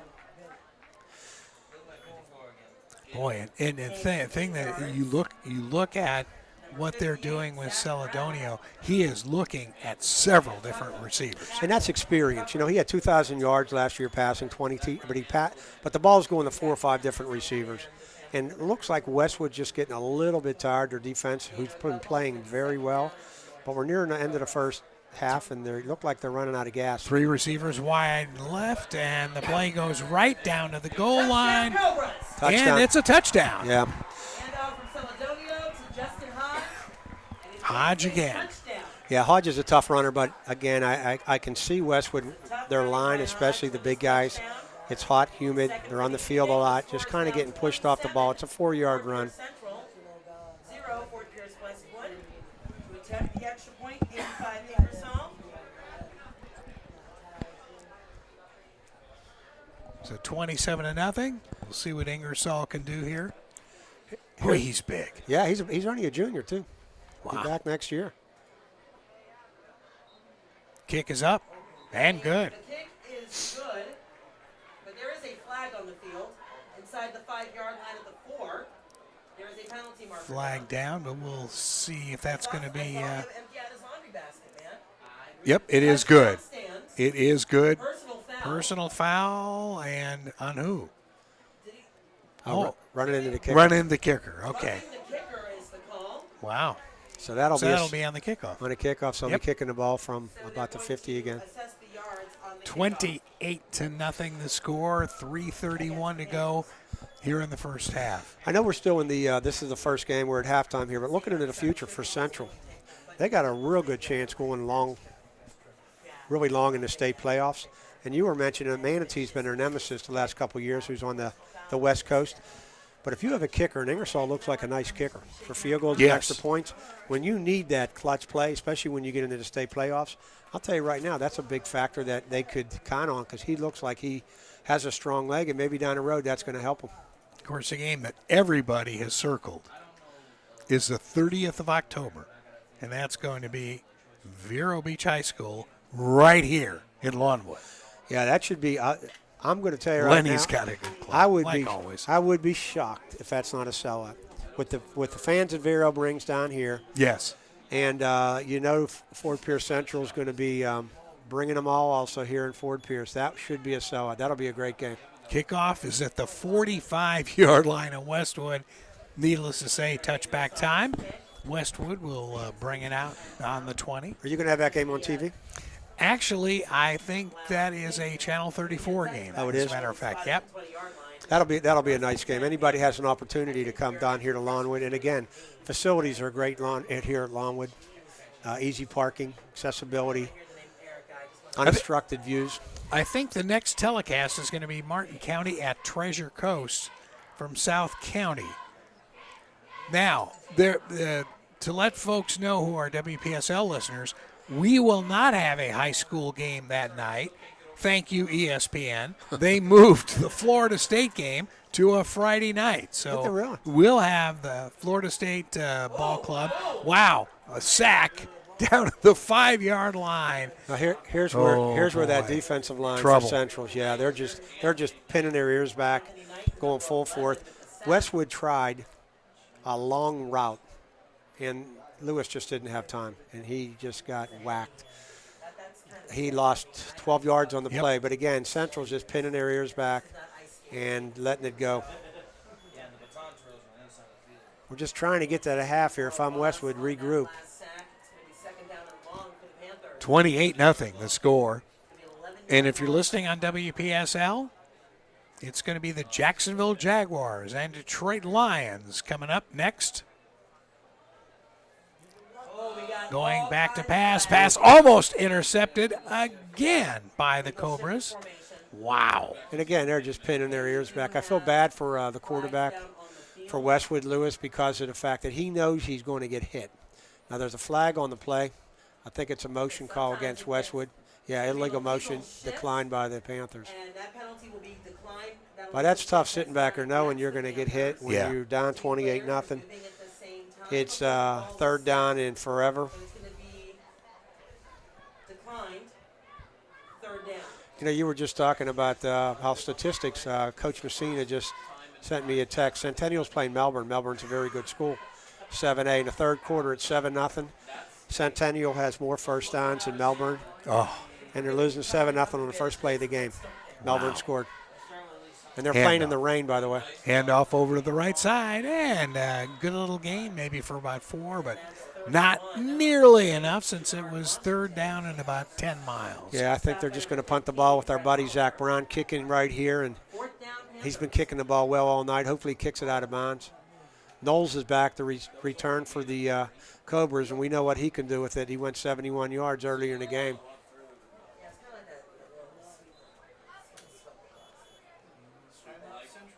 Boy, if Westwood could just put it together. You know, you just look at the rosters. I mean, it looks like, Central's team has got twice as many players as Westwood. And it's the heat, humidity, the emotion of the game. You kind of knew at one point in the game it was going to happen. There's a timeout right now called by the Cobras. But, the turnovers just really hurt. Again, Yeah. Centennial played Westwood last week in the Jamboree. And Centennial had 3 turnovers, and Westwood scored 2 on them, and you have a similar type situation. What surprised me today, Westwood hasn't done any reverses, any trick plays, something. That's what they did against Centennial, tried little reverses. They haven't done anything. It's been pretty straightforward on short bubble passes and a couple runs. They need to stop here, 2:09, second quarter. So the Cobras will be back here Thursday night. We'll have them for you on WPSL. It's Port St. Lucie High and right here at Lawnwood. And then they hit the road for, technically 4 games in a row, even though one of those games happens to be at South County Stadium against Treasure Coast. But that's a district. That'll be a district game, too. Yeah. Yeah, Treasure Coast is last year they haven't won, I think, in 2 years, but they're improved a lot, so that'll be a tough play. Anytime you get a district game, it's a little different environment. Another good punt by Zach, nice and high. Let's see if it's going to be returned by Knowles. Oh, he waited till the last second, picked it up, and he's back down to the 45-yard lines of Westwood High School with 1:59 to go. 4-touchdown lead for the Cobras. And, yes, if you're keeping score at home, Fort Pierce Westwood has not scored in 4 years against the Central Cobras. Well, there's 2 minutes to go in this second. I know it's 28-0, but to go into the halftime with the stop definitely can help the Panthers emotionally. So let's hope they get a stop. Their D-line's played great. Another bubble screen. Nice rush, but a good bubble screen to the 40, 35, 30, down to the 20, 10, 5, touchdown, Cobras. That's Antonio Haddon. We were talking about him earlier in the game. Big, strong kid, wide receiver. There is a flag on the play way backfield, so maybe that'll be coming back. Coach Schaefer doesn't look happy for the Cobras, but Haddon is impressive. Boy. Yeah, he bounced off about 3 tackles, got speed, agility.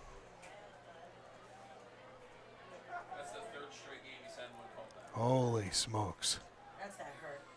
That hurts.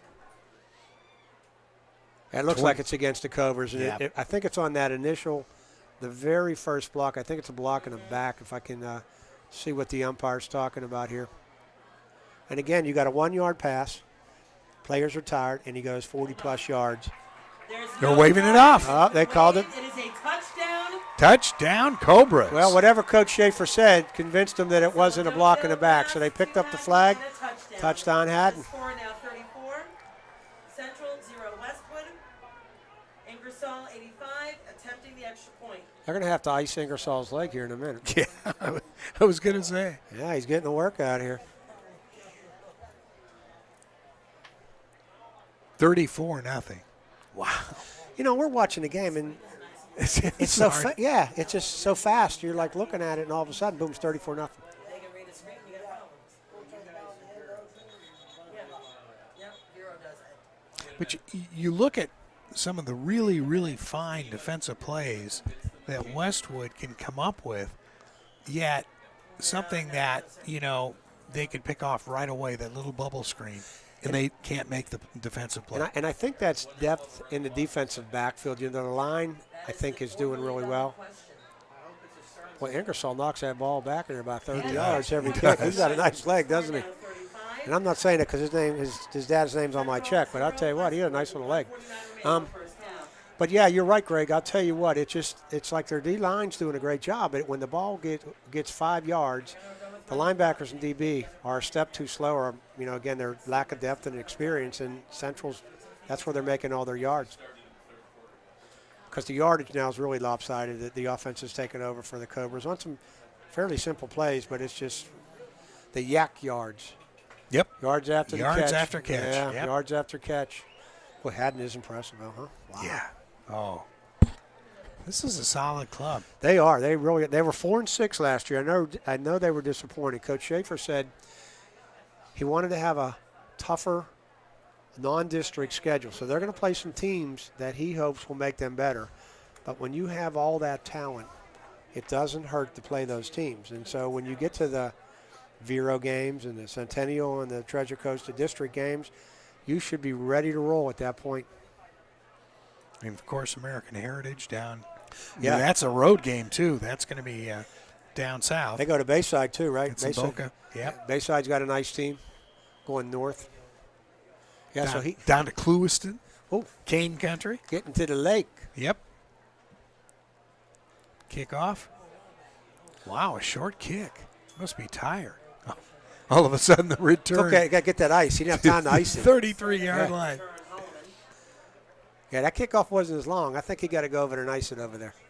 Ice the old leg up there. Boy, you start looking around in football now, and now that the NFL is looking at that, what is it, 30-yard point after extra touchdown points, now? yeah. I love that. I do too. Love that. I'll tell you what, it really puts a dimension into the game that you can go for two or you can kick it.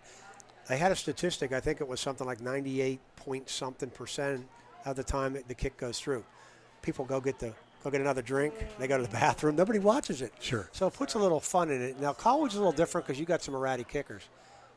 There's a nice run, there's a nice run. Up the center, Burgess, beautiful. Nice job.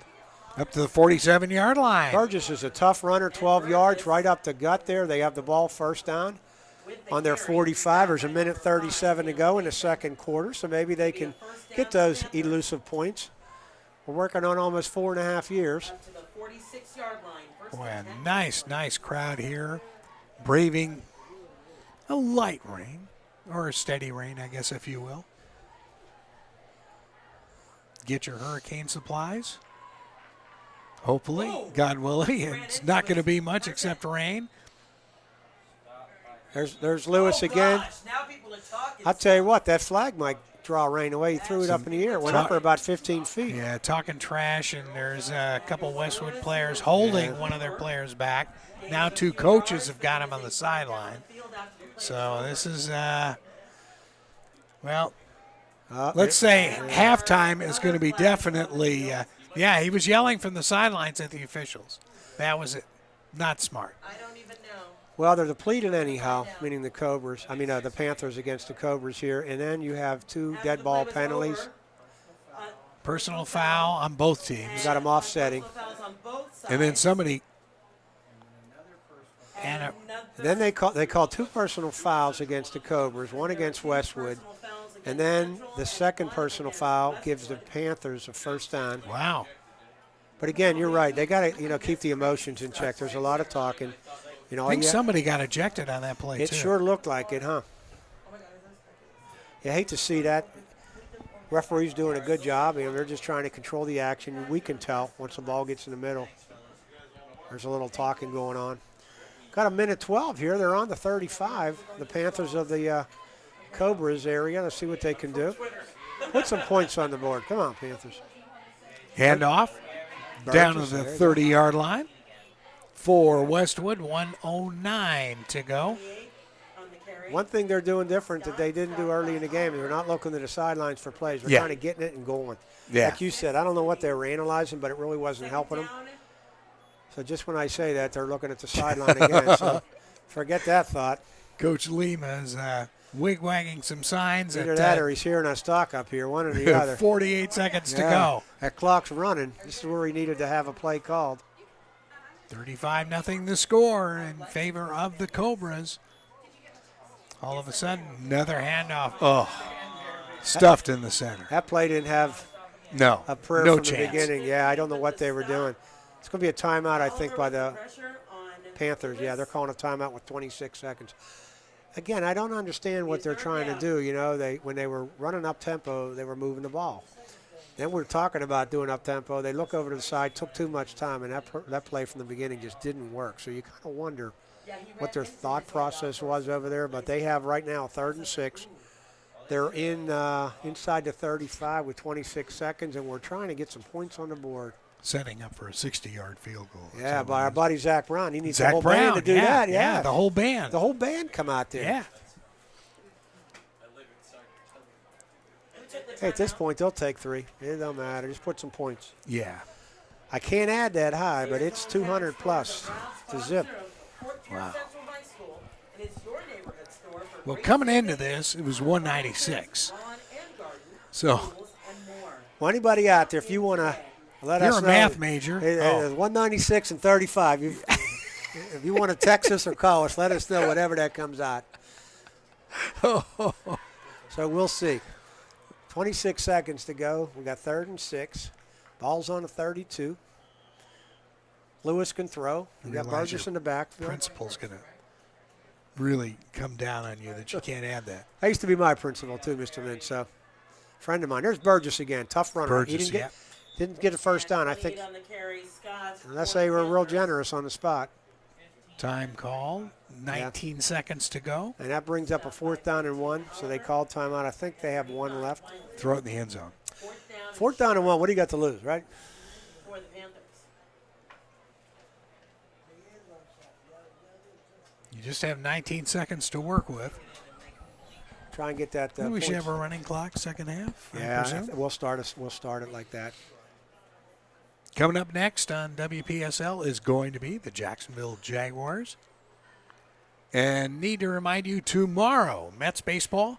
It's going to be Mets and the Boston Red Sox, followed by the Cleveland Browns at the Bucks and on WPSL. And for all you Mets fans, you can listen to the Marlins playing Washington at Washington. And that's tomorrow night on WSTU. So yeah, Major League Baseball coming in the last 6 weeks. Yeah. 5 weeks, the most exciting time of the year before they get to the playoffs. And we're adding Mets game. Speaking of teams that have not won in a long time, we're adding Mets broadcast throughout the week. Wow. Yeah.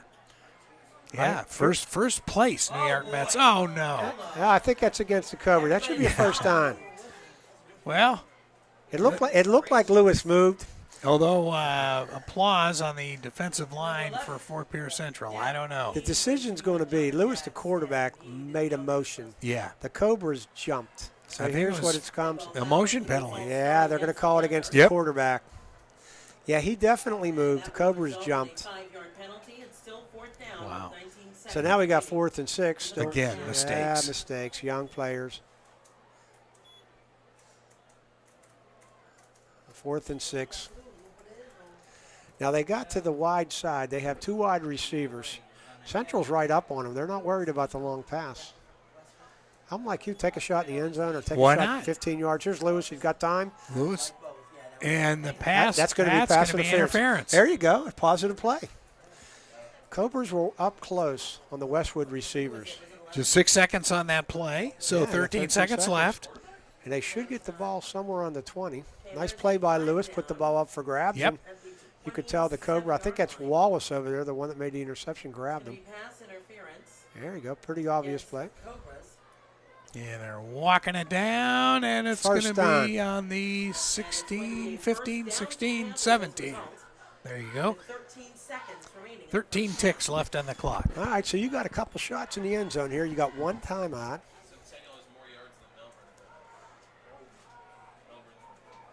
John Santucci says, saying Centennial with more yards at the half than Melbourne, and they're trailing. In the rain, in the rain. Coach In the Messina rain. getting wet. Ooh. Cobras look like they might throw the ball in the end zone. Here we go. 13 seconds There it is. to go. There it is. He's open. Pass in the left corner. Oh, nice Is defensive it play. intercepted? No, it's knocked No. out of plans. Play is broken Oh. up by Wallace. Wow. I'll tell you Good what. defense. Antonio Wallace, the DB for the Cobras, really moves on the ball well because it looked like he was open for the Panthers. Timed it perfect. And actually, I think intercepted it, like you said, but he was out of bounds. He had a foot out of bounds. 7 seconds to go here for Fort Pierce Westwood. Trying to score against the Cobras for the first time in 4 years. Tell you what, this better be a quick play. If not, you're 7 seconds. That one there took about 6 or 7 to develop. Took a so long this time. might be the end. Going fading back to pass. And the receiver drops it. Oh, Now, I'll no. tell you, that was the perfect call. And They that- tried to screen. yep. They tried to screen. He was wide open on the 15. He had blockers in front of him, and he dropped the ball. Drop the ball. That's the way the first half has gone for Westwood. Now, wait a minute. Well, let's see. I think there's a dispute on the clock because it looked to me like there was 1 or 2 seconds to go, and the referees and Central started running off, and I think they're going to put 1 or 2 seconds up on the clock. 1 or 2 seconds left. Boy, that was it. That was a perfect call. He was wide Yeah. open. Yeah. Oh. He had blockers. He's on the 15. 35-0. That's at 4.5 years of bad luck. That's what that got to be, Greg. Yeah. Anywhere from a second up to 3 seconds Wow. onto the clock. All right, they're giving him a second. They'll get one more play. Let's put it that way. Ball's on the 17. This is it. The end of the first half. End of the second quarter. Lewis. Yeah, they should come up with some trickery on Yeah, this I'm thing. surprised. Lewis looks right, throws right, Flag. and it's incomplete, but there is another penalty flag in the end zone. With It's 17 minutes to go in this first half. No. Now they called that pass interference. Yeah, 17 minutes to go. They called that in the end zone. It's pass interference against the Cobras. No time left on the clock, obviously. This will be the last play. And let's see where they spot the ball because it's not a spot foul. Is it on the 2? No, it's not a spot foul, so I think it might be half the distance. Looks like they're putting it on the 9, 10-yard. Must have called it holding. They got the ball on the 9. Come on, let's score here, Panthers. 35-0. It's a No long, time left on the clock. long 3 seconds we got here, Greg. Yeah. It's like 4 plays we've run, 3 seconds. It helps when the yellow hankies fall. Yeah. Panthers are inching their way. They're on the 9. This is it. Let's see if they can do it. Let's see if they can score. Pass off to the left side is incomplete. That should do it for the end of the first half. That's it. 35-0 in favor of the Fort Pierce Central Cobras. Let's take a 2-minute break, and we'll have halftime coming your way from Lawnwood Stadium. Fort Pierce Central up 35-0. We'll be back in 2. You're listening to the Game of the Week on WPSL, WPSL.com, and watching on WLX TV. Well, when we came into this game, it was one of those things that you think, okay, if Westwood could just get it together, this could be a real competitive game. And it certainly looked that way for the first quarter, even though they were down 14-0. Yeah, again, when we came into the game, and I saw Westwood play last week, you could tell they were young, they have some talent. But as the game went on, the experience of Central kind of turned it around. The big plays hurt them. And now when you're looking at 35-0, you're just hoping that the Panthers at halftime can kind of keep their emotions in check and take something positive out of it because we still got the rest of the season to play. Central's a very talented team. It's going to be tough not only in the area but also statewide. But, again, the turnovers, the big plays, the experienced team turned this thing around in a hurry. Well, you just look at these scoring drives, 80-yard interception, 71-yard touchdown. I mean, big plays. And that's what the Cobras have been noted for years. Yeah, and I'll give Coach Schaefer, who runs the offense, he does the whole, he's the architect of the offense, the head coach of the Cobras. And they run the spread, but they spread the ball around. And they have Haddon and they have Knowles and they have a bunch of guys that are quick. They know what they're doing. They don't make mistakes, and they turn those 2-yard runs, bubble screens, and they look up and they're 50 yards or 60 yards, or like today they went for the touchdown. So he's got them rolling offensively, just like Coach Giancassi has at Vero. You know, you run that system and you keep running it, and you've been here 4 or 5 years, and the players know it, and it shows on the scoreboard. Well, with us is John Santucci from TC Palm. And, John, any surprises as far as you've seen so far? Surprises, no. I think Central's top players have absolutely done a lot of what we expected them to do.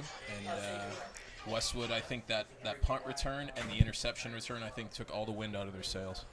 Yeah, it's just, we were talking going in. It's like a team like a Westwood almost has to play a perfect game when you get into this. They had to play a perfect game because Central is just so deep and so talented this year, and you can't have those negative things happen. At one point, I think Westwood threw on 3 consecutive passes, 3 straight interceptions, one of them returned for a touchdown.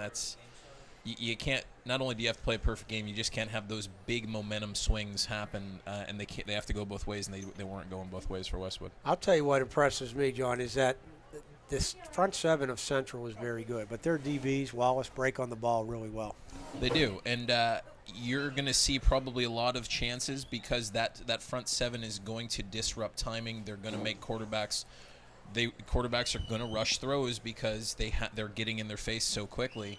Jeremiah Hyde has 2 sacks in the first half. Antonio Knighton had such a massive hit late in the first half. So, I think you're right, and I think Wallace is probably going to be the benefactor of quite a few of those opportunities. He almost had another one in the end zone. Yeah, right we at the thought end he of the half. had one down here. I mean, you're probably 4 inches away from 3 interceptions in the first half. They actually 3 from Wallace. They had a third, that counted. So, I think you're going to see a lot of that from Central this year.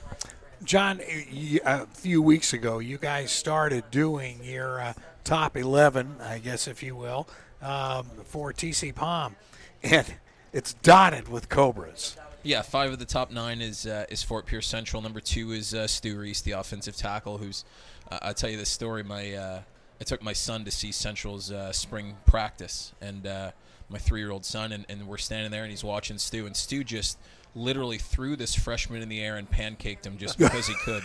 And I looked down, and my son's not there anymore.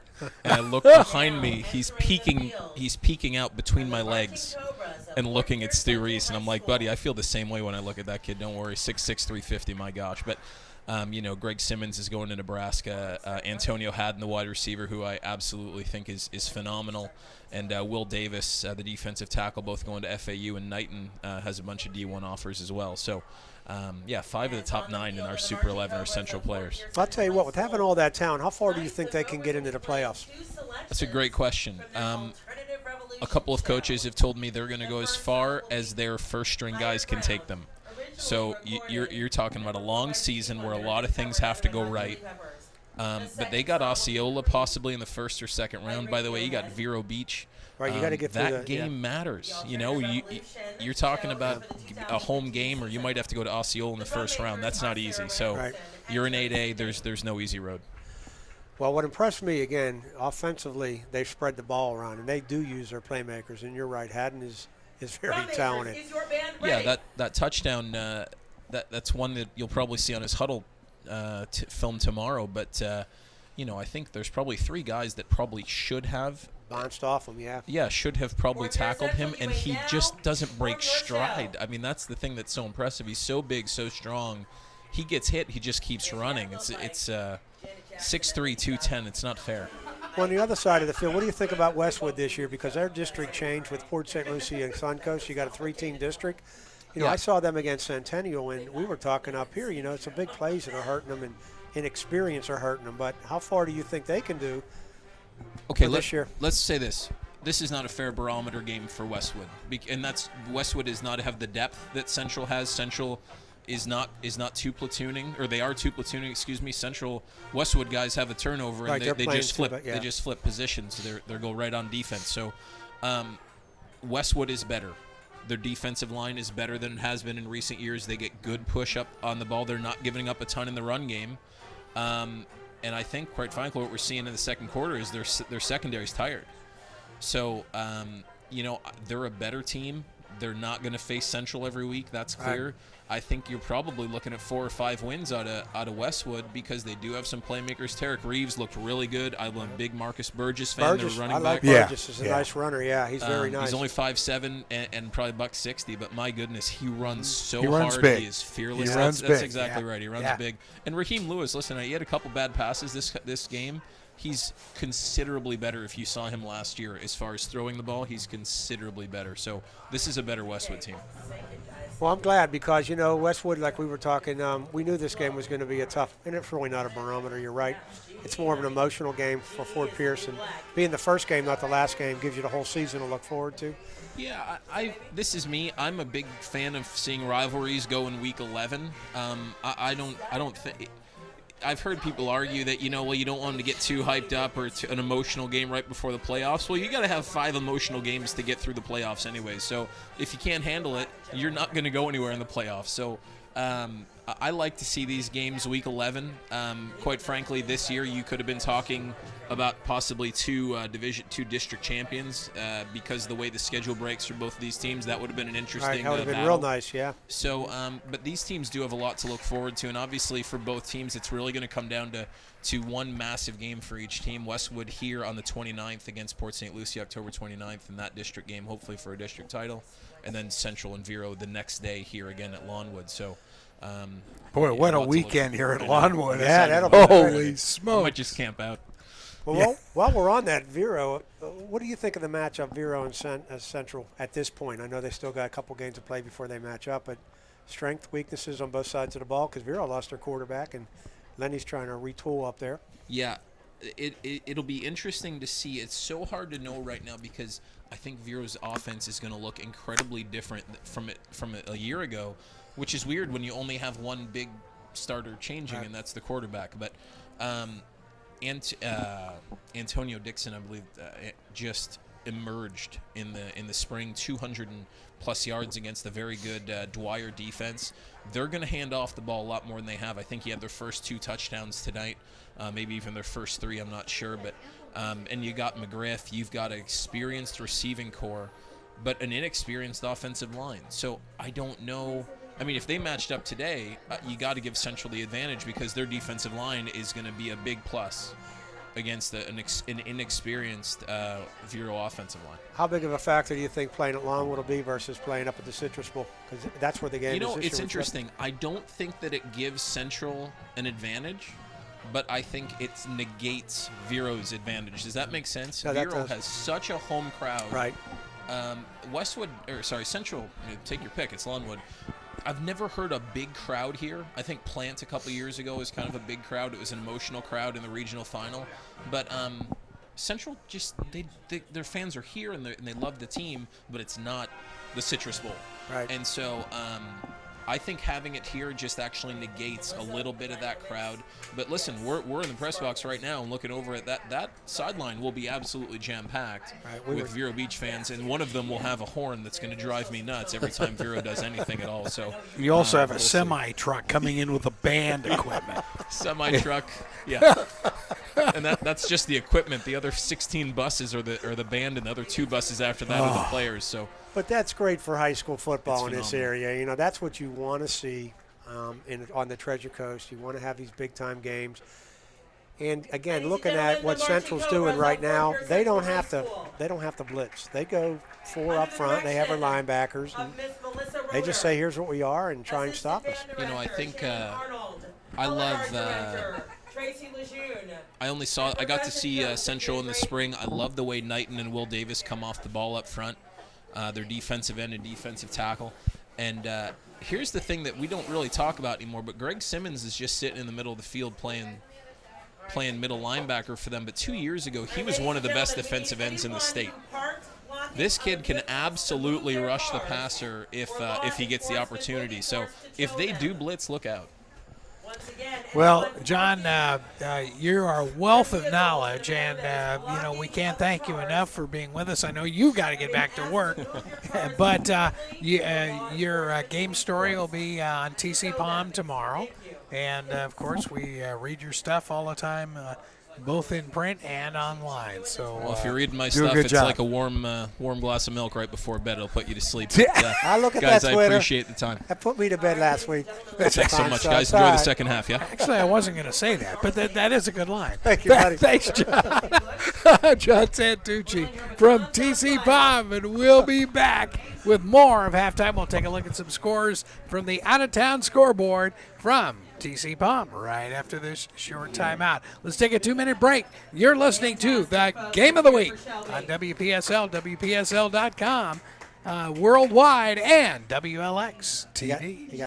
Take a look at the out-of-town scoreboard right now. Jensen Beach is getting throttled by South Fork by a score of 24-7. Jensen Beach scores the opening score, and then all of a sudden it's 24 straight by South Fork, and it's 24-7. That game is now in the third quarter. That game is on our sister station, WSTU, and of course right here it's 35-0 in favor of the Cobras over Fort Pierce Westwood. So wow, that game in Jensen Beach, Coach Caffey I'm sure cannot be happy with that performance. I'm a little surprised by that. I know Coach Caffey's big on the spread, and he always has quarterbacks that do really well. He has a kid playing at Boise State right now.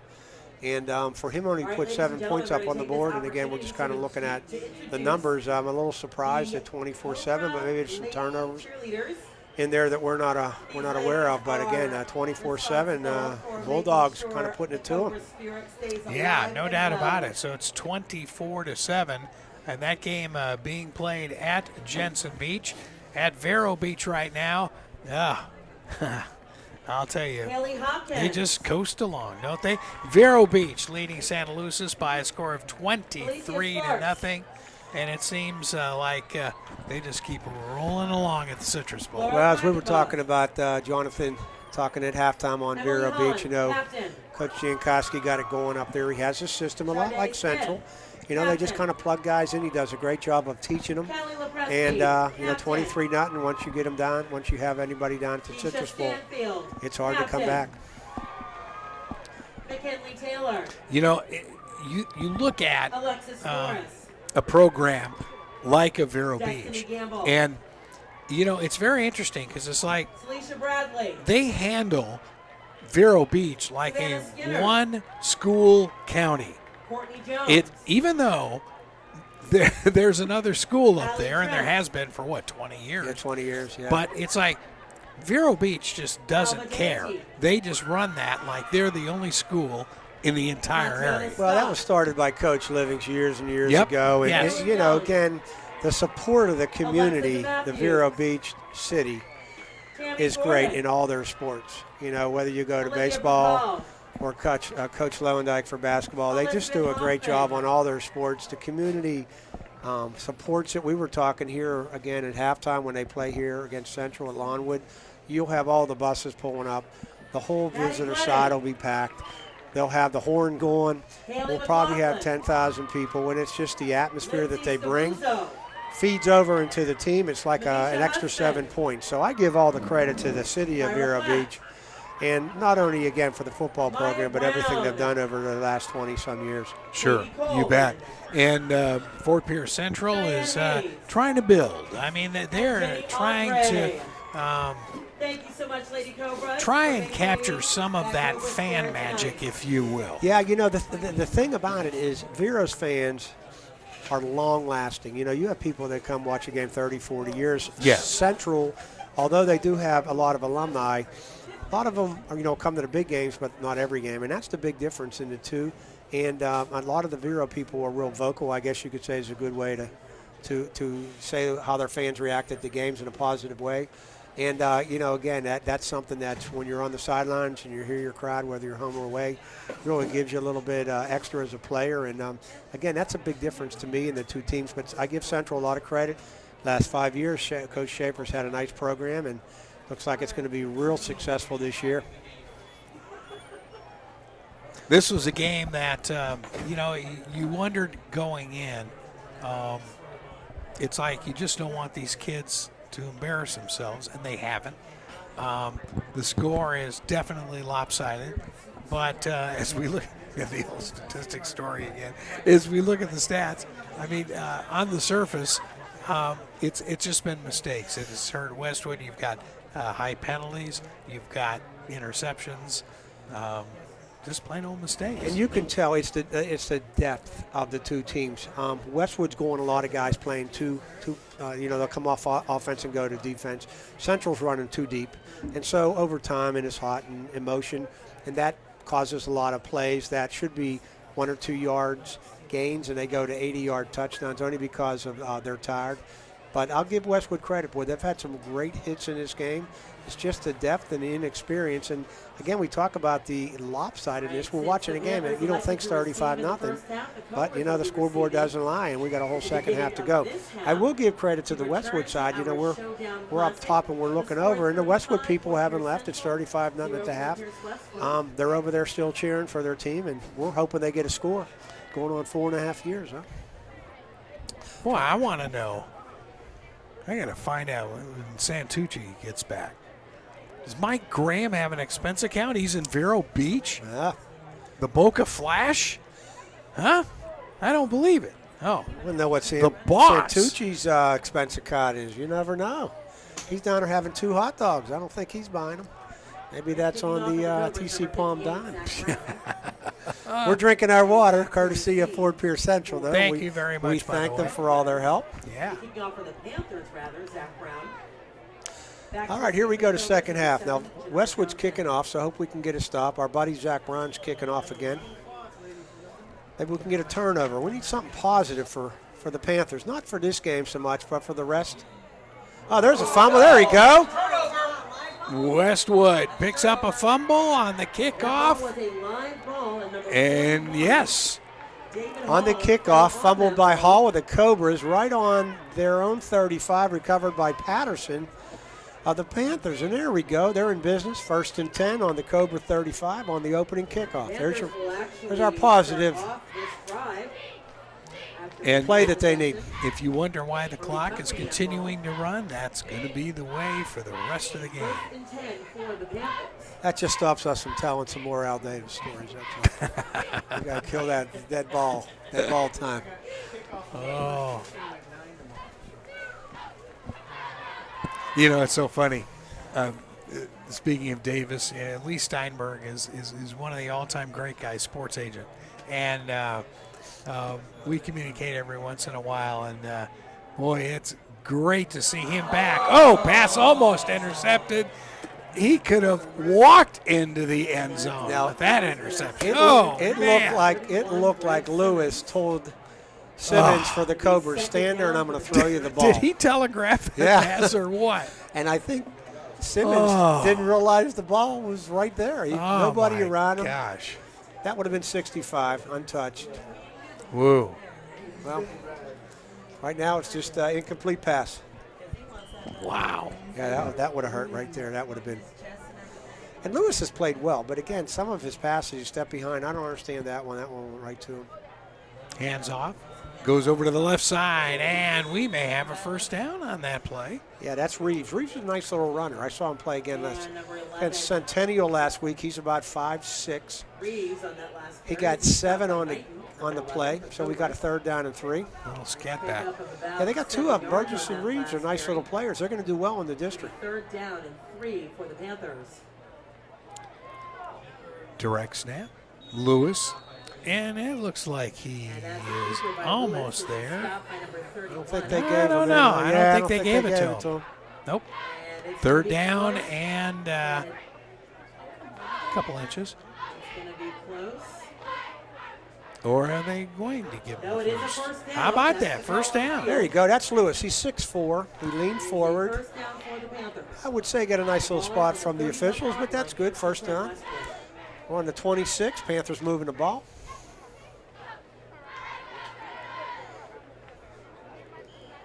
Well, the game can't be that bad. 35-0. My daughter just texted me from California. She's still listening.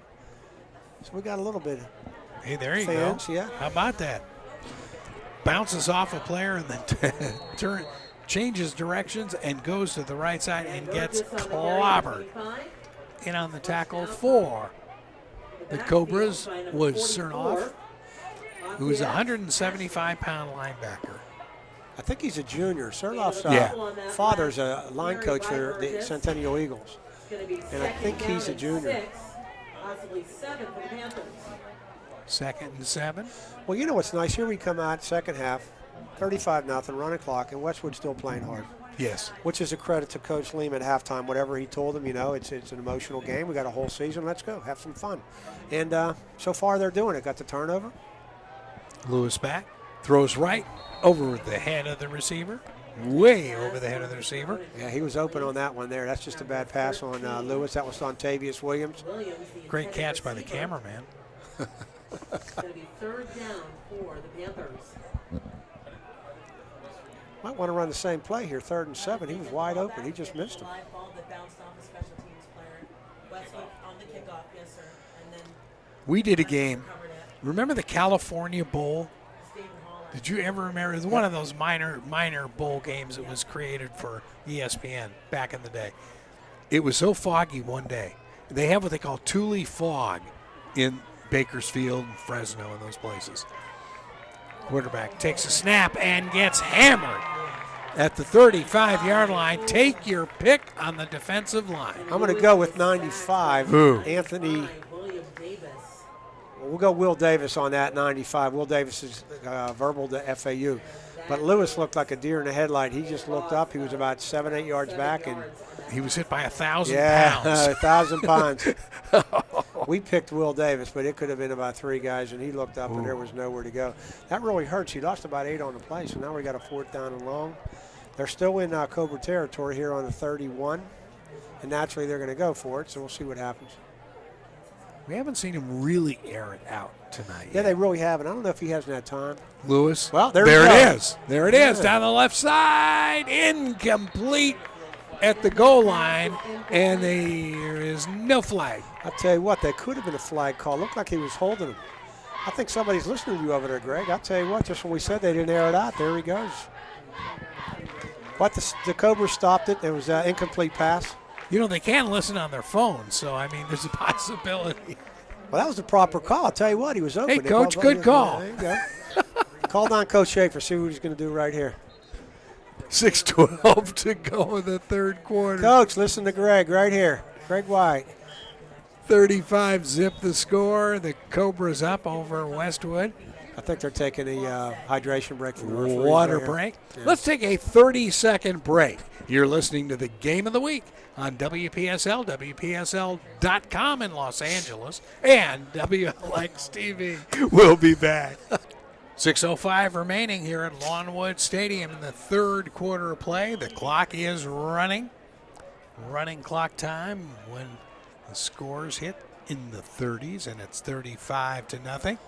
Pass Central going and long. Beautiful pass completed down to the Fort Pierce Westwood 29. Caught by Phil Zami. Well, he was wide open, too. He's hurt. I think he just has a cramp. But again, it was a Number 3. two-step, took off, wide open. Nice pass by Caliendo. They got a first down on the Panther 30. They're not letting up. They're just kind of playing their offense. As Jimmy Johnson says, just let my boys play. You got to stop me. Sure. Yeah, he seems to be all right. I think he just has a cramp. He's walking it off. Pat.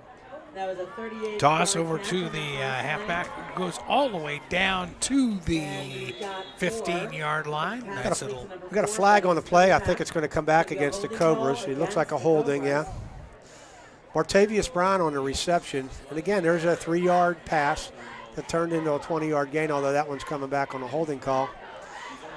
And it's just the quickness of Central on the spread and Westwood hands on hip. Guys going two ways. Yeah, they are. and, Look yeah, at them. tired, I mean, yeah. they're exhausted. Yeah, the rain's let up, but you know it's humid out there. We're nice and cool here in the booth, but the rain's let up and it's humid. And again, we're into the second half, and they were on the field practicing at 5 o'clock, and so they've been here for 4 hours or so. And it's just catching up with them. Have to thank the entire crew from WLX TV Yeah, stay for dry, braving guys. the rain Yeah, out stay there. dry. We're indoors. Yeah. They're not. Craig Jerome, hang in there, bud. I guess I'm going to have to buy him a pizza. Or buy him a bigger umbrella, one or the other. There we go, espresso pizza.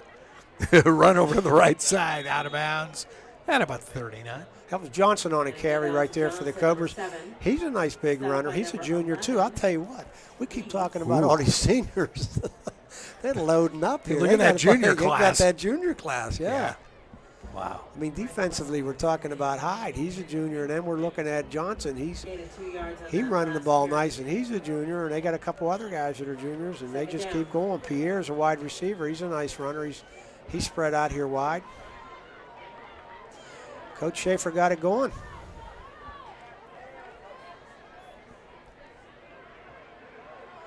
Looks like a pass. Yep, Snap back over to the right side. It's incomplete, almost intercepted by a Panther. There's a flag on a play, so we'll see what the flag is. It's on the line of scrimmage. Looks like a motion against the Cobras. Yeah, the flag was a motion against the Cobras, but that should have been intercepted.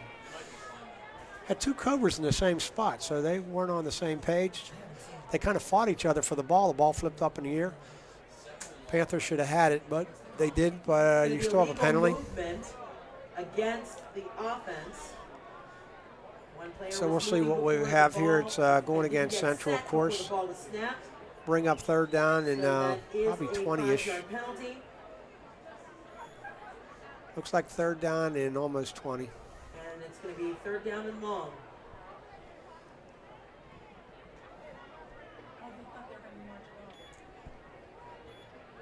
Panthers were like 20 yards behind, like they thought the penalty was going to be further than what it is. But third down and 19, they got the ball on the 39.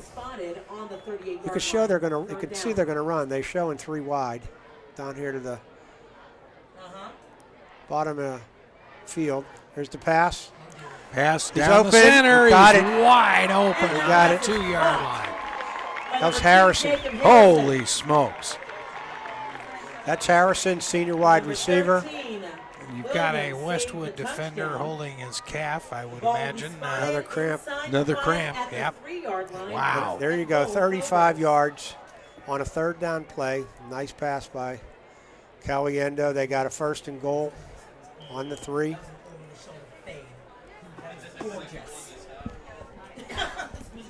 So South Fork now leading Jensen Beach by a score of 24-14. They got backed up 5 yards there. The cover is a false start, so they'll have first and goal from the 8. See, Coach Caffey for Jensen Beach, like he likes to put the points up so they can score in a hurry.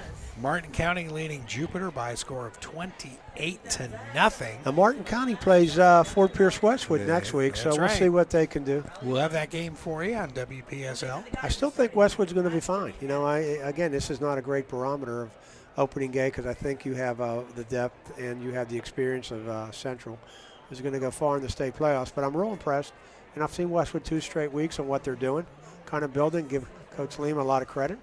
Sebastian leading their game 3-0. Successful run around the left side, not quite into the end zone. That's Johnson again, the junior, big, powerful back.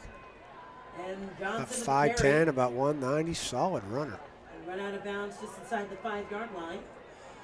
With this running clock, we're almost done with the third quarter. It seemed like we had 5 plays, but the clock moves. 30 seconds to go. Third quarter. There's Johnson again up the middle. He got hit by Rucker of the Panthers. Let's see if they gave him a touchdown. There's a flag down in the end zone right now. He didn't score. They marked the ball on the half-yard line. Then they threw a flag in the end zone, so I think they have to weed all the personal foul, maybe. I don't know. Came in late. The ball appears to be just inside the 1-yard line, but there is a flag down. We'll wait the call. After the play It's a dead ball, personal foul against the Cobras. Wow. Cobras, oh. Personal foul. Getting a little chippy like we saw in the second quarter. Well, now, you look at that. These are the types of mistakes that they cannot make when they're playing the high-caliber teams. Yeah, I think that's what Coach Schaefer had in mind. That's the end of the third quarter right there on that last play, so they'll have a third down on about 15. And we'll take a 1-minute break between quarters. 35-0 the score here at Lawnwood Stadium. We'll take that 1-minute break. You're listening to the Game of the Week on WPSL, WPSL.com, and WLX TV. This has been fun. Thank you so much. I'll tell you what, Greg, like I said, you make it so easy. So, hey, I'm enjoying it. Okay, that was the end of the third quarter. for 35 Central, 0 Westwood. It is going to be third down.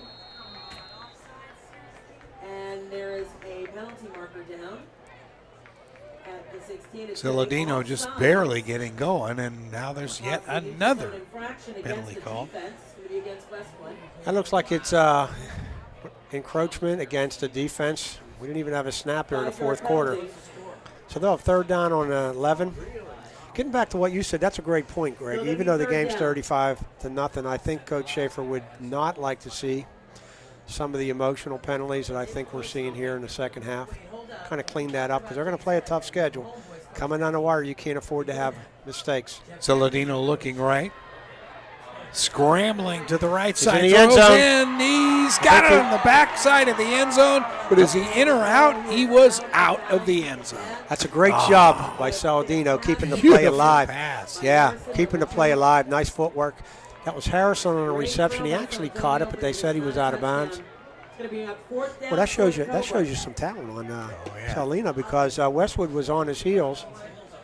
Westwood player is on the ground.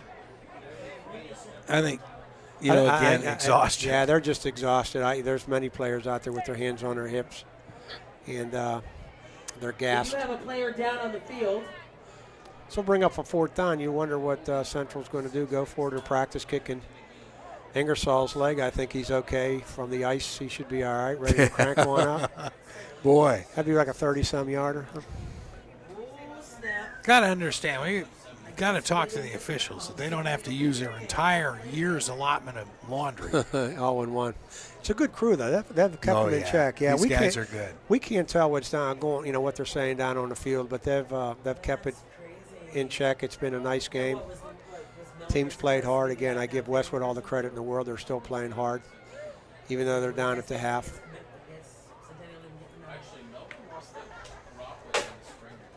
Yeah, he's getting him now. Should be okay. Oh.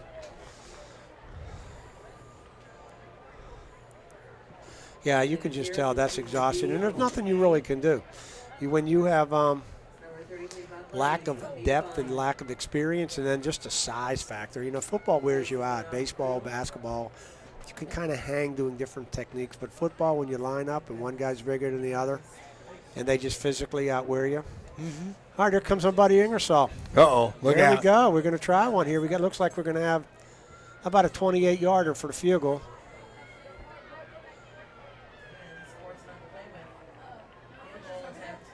.28 yards, it looks. Ooh, blocked. Yeah, there you go. Positive play by the Panthers. All right. Nice play. He didn't get enough lift on the kick.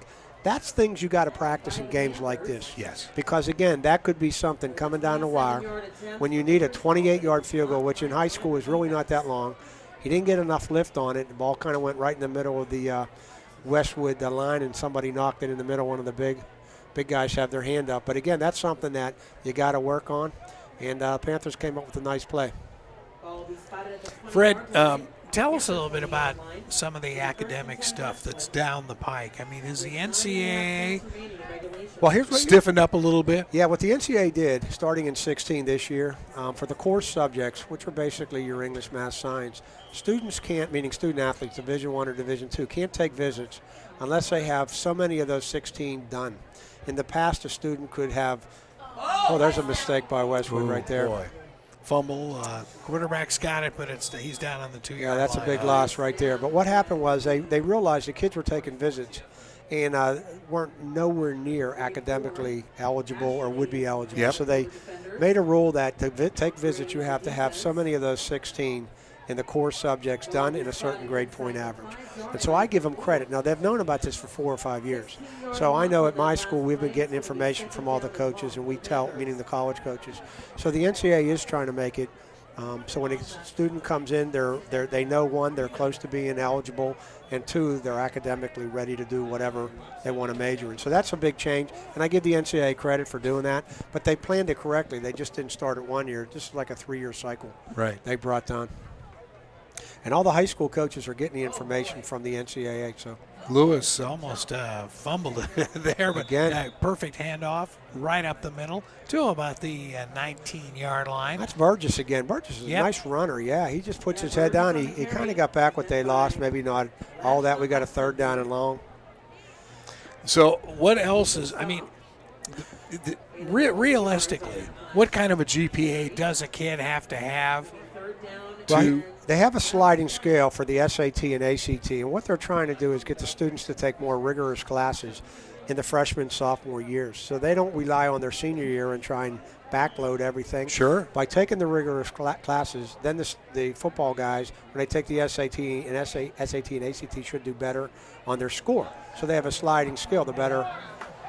pass Oh, that's a way out of bounds? That'll bring up 4th down. That's just looked like a Hail Mary there. Yep. But what the NCAA did is if you're taking harder classes and your grades are good, then you won't need as high of an SAT or ACT. So the sliding score is rewarding students that take harder classes and make better grades. Okay. Yet if you're not doing as well grade-wise, but you're taking harder classes, hopefully your test scores. So they're trying to balance it out, and they're trying to reward taking harder classes. You know, there's no more basket weaving to be eligible. You're looking at English, math, science, social studies, what we call the core subjects. And it's The taken invisible speech classes yeah. at USC. Yeah, Yes, I remember they those. never did that, did they? No. Is that what OJ took back in '72? Huh? Come on. Several guys I knew Several took that. guys. Yeah. A lot of them were baseball players, as a matter of fact. But again, that's what they're trying. You know, they're trying to make it more responsible. Ask Rick Mundy about some of his courses at Arizona State. No, we won't go there. Oh, That's back when Arizona State was one of the big powers. oh, you bet. Punt back to the 50-yard That's Knowles on the line, return. and, he's not going to go too far. Again, I'll tell you great what. tackling on the part of Westwood. Yeah, Westwood for being tired. I was just going to say, first of all, our buddy Zach Ron had a great punt. That's 36 yards on the punt. Knowles for the Cobras, who had a 60-yard return already, said, I'm going to run it, and Westwood just tracked them down, gain of about 3. Yeah, the old days, you know, with when we were younger, and you hear about all the improprieties, that's really not happening anymore. They're trying to take qualified students. There's always a few that do it. What the NCAA has done. There's always going to be a few. Yeah, what the NCAA has done is trying to filter it to the high school. High school has better coaching, meaning on the field. Now they're trying to get better coaching in the classroom with the academics guidance. So. I've told this story before doing a IRSC basketball game. I must have served a prison sentence or something in Las Vegas. I did a year of UNLV. It was a great year. It was a great year. We're at practice one day, and all of a sudden this guy walks in. He's 7'1", and so all of a sudden I asked Coach Tark. I said, "Who is this kid?" And he said, "Oh, he's from Nevada. He's from Nevada State." And I'm thinking, Nevada State. I've never heard of that school. And so all of a sudden, 2 days later, we're at practice. This kid is playing lights out.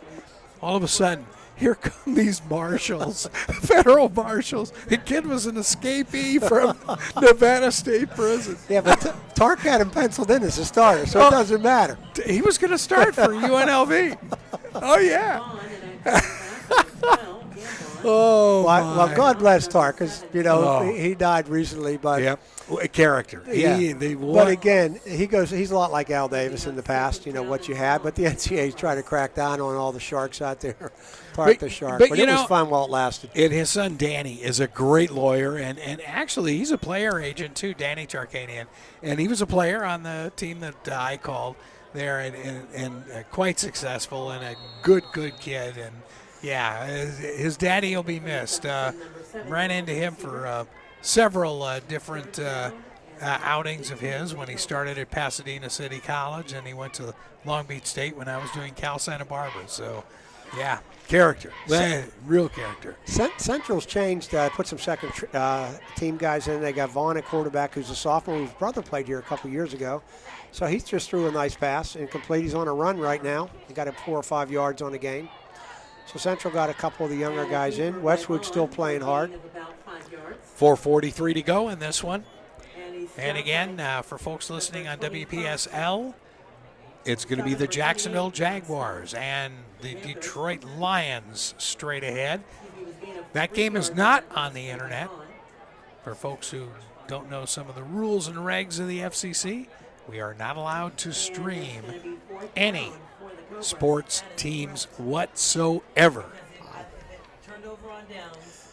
Well, that's why I work with you, Greg. You're the master. I've had a great time today. You make this so easy.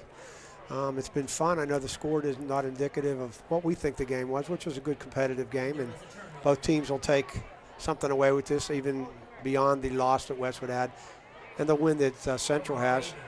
Bad snap. Ingersoll made a nice play on that snap. Good recovery and a pretty good kick. Yeah. Go back to ice his leg. Rolling down to the 20. Wow. Now, you want to say Westwood's going to play their second team with 35-0, but because of the tip factor, they're just playing their regular guys. You know, that's one of the things that we talked about all game. It's just lack of depth, and they're trying to learn on the fly, and it wears on you. That it does. It's funny. It's amazing how athletic fortunes can turn around.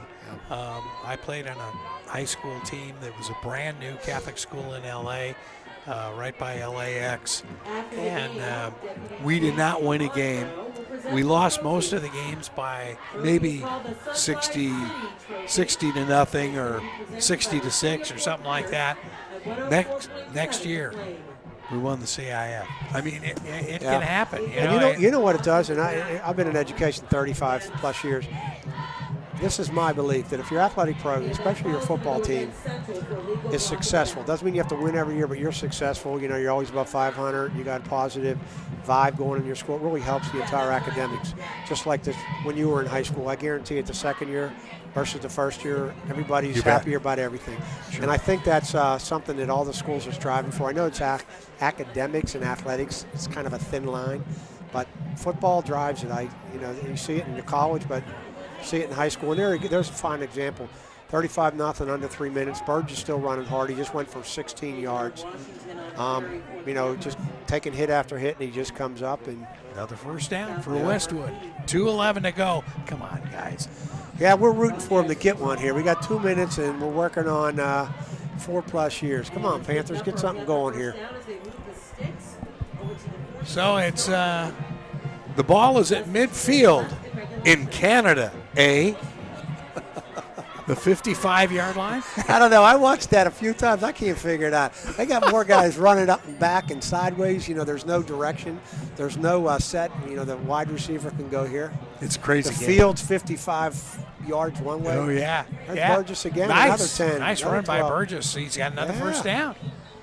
Minute 30 to go. You know, when they get into their district and they got PSL and they're not going to be playing the caliber of Central, you know, they're going to have a real good shot of winning that district, which would be a great feather in their cap for Lehman. Yeah. And again, that gets with that vibe that I'm talking about on your school. You know, you win your district, and boy, it helps in the next year, and even football, basketball season, baseball season, you kind of run the way through the whole 2016 school year. And a good leader at the school, John Lynch. Mr. Lynch. Yeah, my old buddy from Lincoln Park. I work with Mr. Lynch at Lincoln Park, and then he was my boss at Centennial. And he'll do great things over there. John's a good guy. He is. And we have a great superintendent, Mr. Wayne Gent. We welcome him back. Yep. He's an old, I don't want to say old because that's the wrong term, but he's ex-Westwood principal from years gone by, and he went to Palm Beach, superintendent down here, and we're happy to have him back in St. Lucie County. We need to get him on the show one time. Hey, that sounds like a great idea. He's an ex-coach. You know, he coached basketball at Central. He talked to all the coaches that are in service, and he's real happy to be back, and he was real positive on what he told everybody, and everybody that didn't know him was impressed. People like myself at home have always been impressed with Mr. Gent. He's going to do great things for St. Lucie County Public Schools. Yeah, Wayne's a real good guy, Yeah. and you know, I think some of the moves that have been made really seem to be positive. And John, I think, is going to do very well at Westwood. And we were watching that story on our sister TV station, CBS 12, where apparently Westwood, Port St. Lucie, will be going all tablets. Yeah, I'll tell you what, that's the future, just like you're doing. You know, I give you a lot of credit for what you're doing with the internet. St. Lucie County is doing a pilot program this year, and then next year, I think they're with Hardcourt Bryce, which is the book company. Oh, yeah. And all the schools. Out of Ireland, Yeah, and all the schools, I think, next year will have the tablets. And You know, we have so many textbooks, and it's the paper, get rid of the paper, go paperless. So I think that's where we're all going. But, again, that's a nice thing for Port St. Lucie High and for Pierce Westwood this year, and hopefully next year it'll happen for all of us. Do you still have report cards? Yes, we do. But They're printed report they cards? we're trying to get everybody to go online, which is called the Skyward system, but right now we still do print them. Hail Mary pass almost intercepted by the Cobras with 15 seconds to go. Well, I hate to say it, we're 0 for 5 with 12 seconds and 0 for 5 years. Unless you do get a real haven. Well, we got 15. I don't know what they stopped the clock for here, but there's 12 seconds. And I'm not sure what they stopped the clock for. I think we had an injured Cobra. Might be. But 0 for 5 years. But again, the takeaway from this game, Westwood fought to the end. It was just a lopsided affair with Central being having more talent. But the heart from Westwood was there. Both teams are going to do real well this year. Your takeaway? You shut them out in the second half. Yeah. I mean, it's. Yeah, you're right. There's your positive takeaway. You're right. Yeah. Yeah. Yeah. And being a 3-team district, I can't stress they got a real good chance for when they play Suncoast and when they play Port St. Lucie High School. And Central got better and bigger things rolling down the road here this year. It's going to be exciting to watch them. You'll have some great games here on the radio with them. All right, here's the last one. Can we do it? 12 seconds left. It would be 47 yards 5 years later. Lewis. Calling the plays in the shotgun. A handoff? Up the middle? Oh, I guess I want to end it. Wow. The clock is stopped at 5 seconds. That's for change of possession, so all Okay. they have to do is switch it All and right. take a knee. Both teams will show good sportsmanship here at the end, shaking hands. Again, the referees did a great job. Not that it was a lot of penalties, but they did a good job keeping out the Couple emotions. chippy in check. moments Yeah, a that- couple chippy, but you expect that. But with this crew, Yeah, you got a nice crew here. They did a good job. Yeah. they took care of it right away. So That'll do it. I mean, it's, you look at the Treasure Coast referees group as a whole, and I don't care what the sport is. It makes no difference at all what the sport is. These guys are good. Yeah, the thing is, it's one of those subjective situations where somebody's always not going to like what happens, but they'll listen to you. A lot of them do multiple sports. I work with different sports, and I see the same people all the time. They're good guys personally. Now, these guys are working, what, 2 guys short? Yeah, they're of working most counties? Yeah, they're working 2 guys short, yes. For district games, they'll have another one, but again, this kind of gets back to the Money thing. money thing. Yeah. Yep. This is really the last play. I don't know Pass. what, that's it. Should be it. incomplete. Clock is at 0. Now let's see what happens. The penalty flag. Is on the field. Well, With there's 0 on the clock, so I No don't know. time left on the clock. Come on. Really, Greg? That was dumb. Well, let's see what's going on here. We've got a little consultation going on. Well, Westwood was just trying to throw a. Intentional.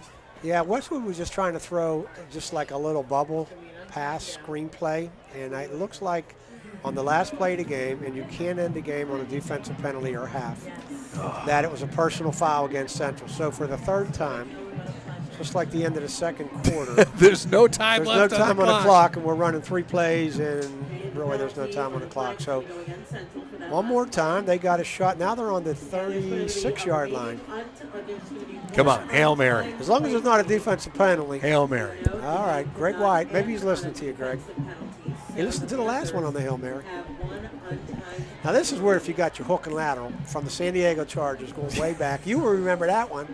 Sure. In the Orange Bowl, hook and lateral, flip it. Yeah, you There you betcha. go. Yeah, that's going back a bunch of years, but there you go. There's your play.